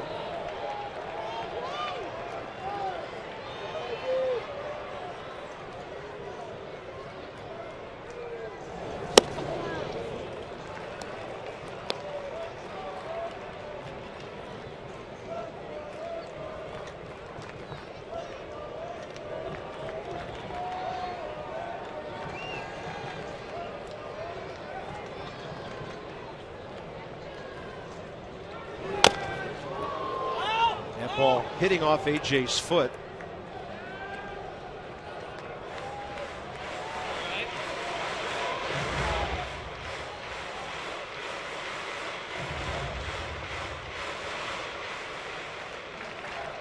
Slider's not sliding for Drew tonight, and I don't think he fights it. He can go fastball change against lefties and be just fine. Just have to locate both of them. Yeah, one time when it's really good for a guy to have 3 pitches, huh? Yeah. He does turn it over, the 87 way outside.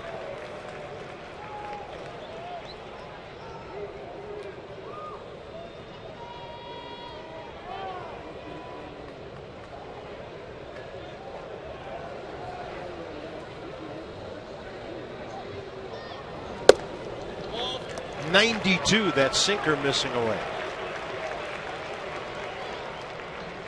I already used Eric Young Jr. should Pierzynski reach, but you'd think Freddie Gonzalez has to pinch run for his catcher. They do have Phil Goslin available. Bethencourt still available.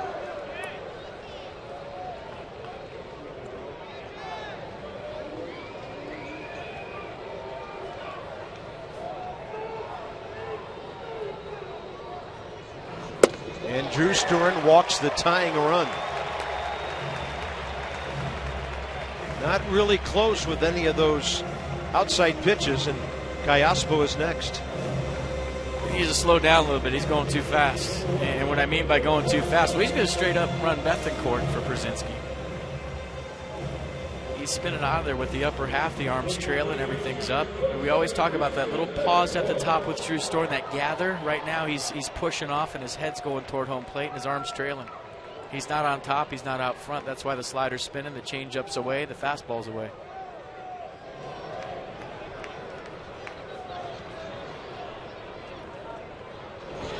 Callaspo, 95 on the outside edge.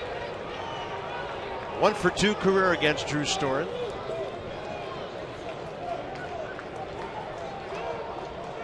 He's had 2 hits and a walk tonight.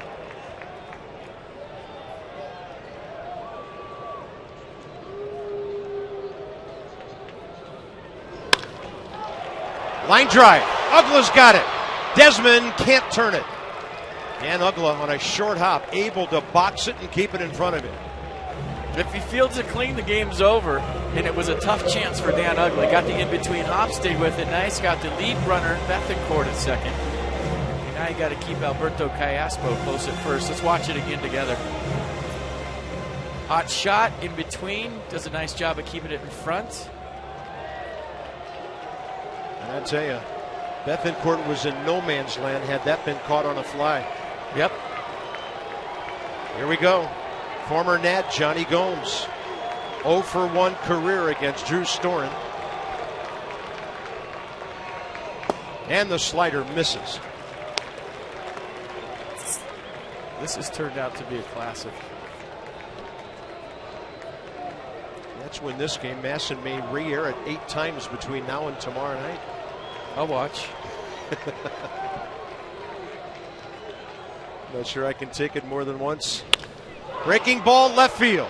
Jason Worth and the Nats have pulled off pretty much of a miracle here in Atlanta. You know, I'm going back to the shot we had of the 3rd inning. It was a simple sac fly off the bat of Jason Worth. It scored the darn span. We showed you everybody on the top step still into the ball game, that they weren't quitting. And you see the final results. There were so many heroes in this game. Jose Lobaton, Dan Ugla, the bullpen. I mean, you name it. So how about this? A.J. Cole gets the no decision after all that, and the Nats come back and win after being down 9-1 in the 2nd inning. Unbelievable. Is it a turning point? I don't know. They just needed a W, and they got it the most amazing way we've seen in a long, long time. That is the